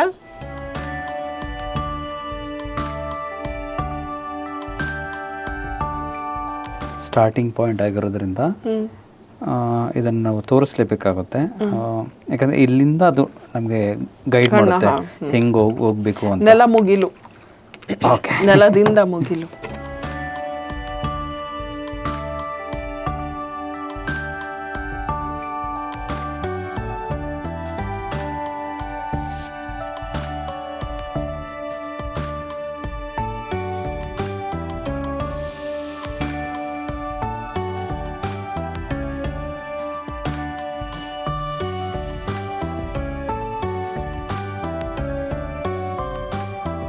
ತುಂಬ ಟೈಮ್ ಸ್ಪೆಂಡ್ ಮಾಡಿದ್ದು ಆಕಾಶಕ್ಕೆ ಮೊದಲನೇ ಫಸ್ಟ್ ಟೈಮ್ ಮಾಡಿದಾಗ. ಸೊ ಇದೆಲ್ಲ ಆದಮೇಲೆ ನಾವು ಫಸ್ಟ್ ಹೇಳ್ದಂಗೆ ಮಾಸ್ಕಿಂಗ್ ಟೈಪ್ ಹಾಕಿರ್ತೀವಿ. ಅದು ಒಂದು ಪೇಪರ್ ಗ್ರಿಪ್ಗೋಸ್ಕರ. ಎರಡನೇದು ನೋಡಿ, ಇದು ತೆಗೆದಾಗ ಅದು ಒಂದು ಒಳ್ಳೆ ಲುಕ್ ಬರುತ್ತೆ ನೋಡೋದಕ್ಕೆ, ಫ್ರೇಮ್ಡ್ ಎಫೆಕ್ಟ್ ಬರುತ್ತೆ. ಸ್ಟಿಲ್ ಇದ್ರ ಮೇಲೆ ನಾವು ಮೌಂಟ್ ಹಾಕಿ ಫ್ರೇಮ್ ಮಾಡ್ತೀವಿ. ಬಟ್ ಬರೀ ಪೇಂಟಿಂಗು ನೋಡಿದಾಗ ಒಂಥರ ತುಂಬಾ ಒಂದು ಚೆನ್ನಾಗಿ ಕಾಣುತ್ತೆ. ಒಂದು ಯಾವ ಚಿತ್ರ ಅಂತ ಹೇಳ್ತೀವಿ ನಾವು, ನಿಜವಾಗ್ಲೂ ಫ್ರೇಮ್ ಮಾಡಿರೋ ಚಿತ್ರ ತರಾನೇ ಕಾಣ್ತದೆ. ವೀಕ್ಷಕರೇ ನೋಡಿ, ಇದು ನಮ್ಮ ಶ್ರಾವಣದ ಚಿತ್ರ ನೋಡಿ. ವೀಕ್ಷಕರೇ, ನೀವು ಈ ಒಂದು ಪ್ರಯತ್ನವನ್ನ ಮನೆಯಲ್ಲಿ ಮಾಡಬಹುದು. ಹೇಗೆ ಅಂತ ಹೇಳಿ ಅವರು ತೋರಿಸ್ಕೊಟ್ಟಿದ್ದಾರೆ. ನಮ್ಮ ವಿಡಿಯೋವನ್ನು ಲೈಕ್ ಮಾಡಿ, ಶೇರ್ ಮಾಡಿ ನಿಮ್ಮ ಗೆಳೆಯರು ಗೆಳತಿಯರ ಜೊತೆಗೆ. ಹಾಗೆ ಸಬ್ಸ್ಕ್ರೈಬ್ ಕೂಡ ಮಾಡಿ ನಮ್ಮ ಸಂಯುಕ್ತ ಕರ್ನಾಟಕ ಯೂಟ್ಯೂಬ್ ಚಾನೆಲ್ನ ಅಂತ ಕೇಳ್ಕೊಳ್ತಾ, ನಾನು ಕೊನೆಯದಾಗಿ ಒಂದು ಪುಟ್ಟ ಕವಿತೆಯ ಸಾಲುಗಳನ್ನು ಉದ್ಧರಿಸುತ್ತಾ ನಮ್ಮ ಈ ಒಂದು ವಿಡಿಯೋಗೆ ಸೈನ್ ಆಫ್ ಮಾಡ್ತಾ ಇದ್ದೀವಿ, ನಾನು ಹಾಗೂ ಹರೀಶ್ ಅವರು. ಅದಕ್ಕೆ ಮೊದಲು ಬೇಂದ್ರೆಯವರ, ಶ್ರಾವಣ ಕವಿ ಬೇಂದ್ರೆಯವರ ಸಾಲುಗಳನ್ನು ಉದ್ಧರಿಸ್ತೀನಿ. ಒಳಗೇಕೆ ಅಂತ ಕೇಳ್ತಾರೆ. ಇದು ತ್ರಿಪದಿಯವರದು ಉಯ್ಯಾಲೆ ಕವನ ಸಂಕಲನದಿಂದ. ಅದರಲ್ಲಿ ಅವ್ರು ಹೇಳ್ತಾರೆ, ಮಳಿ ಬರುವ ಕಾಲಕ್ಕ ಒಳಗ್ಯಾಕ ಕೂತೇವೋ, ಮಳಿ ಬರುವ ಕಾಲಕ್ಕ ಒಳಗ್ಯಾಕ ಕೂತೇವೋ, ಇಳೆಯೊಡನೆ ಜಳಕ ಮಾಡೋಣ ನಾವೂನು. ಇಳೆಯೊಡನೆ ನಾವು ಅಂದರೆ ಭೂಮಿ ಜೊತೆಗೆ ನಾವು ಏನು ನೆಂದು ಪುನೀತರಾಗೋಣ ಅಂತ ಹೇಳ್ತಾರೆ. ಮೋಡಗಳ ಆಟ ನೋಡೋಣ, ಮರಿಗುಡುಗು ಕೆಲೆವಾಗ, ಮಳೆಗಾಳಿ ಸೆಳೆವಾಗ, ಮರಗಿಡಗಳನ್ನು ಎಳೆವಾಗ, ನಾವ್ಯಾಕ ಮನೆಯೊಳಗ ಅವಿತು ಕೂತೇವೋ ಅಂತ ಕೇಳ್ತಾರೆ ಅವರು. ನಿಜವಾಗ್ಲೂ ಈಗ ನೀವೇನೋ ಈ ಚಿತ್ರ ಬಿಡಿಸಿದ್ವಿ, ನಾವು ಈ ಚಿತ್ರ ಬಿಡಿಸಿದ ನಂತರ ಮನೆಯಲ್ಲಿ ಹೋಗೋಣ ಬನ್ನಿ ಶ್ರಾವಣ ಒಂದು ಎಂಜಾಯ್ ಮಾಡೋಕ್ಕೆ, ಅದರ ಒಂದು ಸಂಭ್ರಮಿಸೋಕೆ ಅಂತ ಹೇಳ್ತಾ ನಮ್ಮ ಒಂದು ಕಾರ್ಯಕ್ರಮವನ್ನು ಮುಕ್ತಾಯಗೊಳಿಸ್ತಾ ಇದ್ವಿ. ನಮಸ್ಕಾರ. ಹರೀಶ್ ಅವರೇ, ಈ ಕಾರ್ಯಕ್ರಮದಲ್ಲಿ ತಾವು ಬಂದು ಈ ಒಂದು ಏನು ನಮ್ಮ ಶ್ರಾವಣದ ಸಂಭ್ರಮವನ್ನು ದುಪ್ಪಟ್ಟಾಗಿಸಿದಿರಿ. ಇದಕ್ಕೋಸ್ಕರ ನಾವು ನಮ್ಮ ಚಾನೆಲ್ನವರು ತಮಗೆ ಆಭಾರಿಯಾಗಿದ್ದೇವೆ. ಧನ್ಯವಾದಗಳು. ಥ್ಯಾಂಕ್ಸ್. ನಾನು ನಿಮ್ಗೆ ಹೇಳಬೇಕು, ಯಾಕಂದರೆ ಇವತ್ತಿನ ಈ ಒಂದು ನಾನು ಪೇಂಟಿಂಗ್ ಮಾಡೋದ್ರ ಜೊತೆಗೆ ಇದು ಪೇಂಟಿಂಗ್ ಅನ್ನೋದು ಒಂದು ನೆಪ ಥರ ನನಗೆ ಅನ್ನಿಸ್ಬಿಡ್ತು. ಯಾಕಂದರೆ ತುಂಬ ವಿಷಯಗಳನ್ನ ನಾನು ನಿಮ್ಮಿಂದ ತಿಳ್ಕೊಂಡೆ. ಯಾಕಂದರೆ ಬೇರೆ ಆರ್ಟಿಸ್ಟ್ ಬಗ್ಗೆ, ಅವರ ಸ್ಟೈಲ್ ಬಗ್ಗೆ, ಮತ್ತು ಪೇಂಟಿಂಗ್ ಅಲ್ದಿರ ಪೇಂಟಿಂಗ್ ಒಳಗಡೆ ಇರತಕ್ಕಂತಹ ಎಲ್ಲ ವಿಷಯಗಳ ಬಗ್ಗೆನೂ ಒಂದಷ್ಟು ಮಾತುಕತೆ, ಚರ್ಚೆ ಅದು ಆಡಿದ್ದು ನನಗೆ ತುಂಬ ಇಷ್ಟ ಆಯಿತು. ನಾನು ಉದ್ಧರಿಸಿದ ಕವಿತೆಗಳ, ಬೇಂದ್ರೆಯವರ ಕವಿತೆಗಳ ಸಾಲುಗಳು ಇವೆಲ್ಲವೂ 1971ರಲ್ಲಿ ನಮ್ಮ ಕಸ್ತೂರಿ ಮಾಸಪತ್ರಿಕೆ ಪ್ರಕಟಿಸಿದ್ದಂತಹ ಪ್ರಹ್ಲಾದ ನರೇಗಲ್ ಅವರು ಸಂಗ್ರಹಿಸಿದ್ದಂತಹ ಒಂದು ಲೇಖನದ ಭಾಗವನ್ನು ನಾನು ಉದ್ಧರಿಸಿದ್ದು. ಇದನ್ನು ನಾವು ಮತ್ತೆ ಸೆಪ್ಟೆಂಬರ್ ಸಂಚಿಕೆಯಲ್ಲಿ ಮರು ಪ್ರಕಟಣೆ ಮಾಡ್ತಾ ಇದ್ದೀವಿ. ಖಂಡಿತ ಮೇಡಮ್. ಅದು ತಮ್ಮ ಒಂದು ಪೇಂಟಿಂಗ್ಗೆ ಪೂರಕವಾಗಿತ್ತು ಅಂದಾಗ ನನಗೆ ಪ್ರೇರಣೆ ಬಂತು. ಹಾಗಾಗಿ ನಾನು ಅದನ್ನು ಉದ್ಧರಿಸಲೋದಕ್ಕೆ ಶುರು ಮಾಡಿಬಿಟ್ಟೆ ಅಷ್ಟೇ. ಖಂಡಿತ. ಈ ಅವಕಾಶ ಕೊಟ್ಟಿದ್ದಕ್ಕಾಗಿ ಸಂಯುಕ್ತ ಕರ್ನಾಟಕ ಯೂಟ್ಯೂಬ್ ಚಾನಲ್ ಮತ್ತು ಟೋಟಲ್ ಪತ್ರಿಕಾ ಒಂದು ಬಳಗಕ್ಕೆ ನಾನು ಧನ್ಯವಾದ ಹೇಳ್ತಾ ಇದ್ದೀನಿ. ಗೆಳತಿ ಶುಭಾಗೂ ರೆಫರ್ ಮಾಡಿದ್ದಕ್ಕೆ ಥ್ಯಾಂಕ್ಸ್ ಹೇಳ್ತಾ ಇದ್ದೀನಿ. ನಮಸ್ಕಾರ. ನಾವು ಇದನ್ನ ಇನ್ನೊಮ್ಮೆ ವೀಕ್ಷಕರಿಗೆ ಖಂಡಿತ ತಾವು ಹಿಡ್ಕೊಳ್ಳಿ ಆ ಕಡೆ.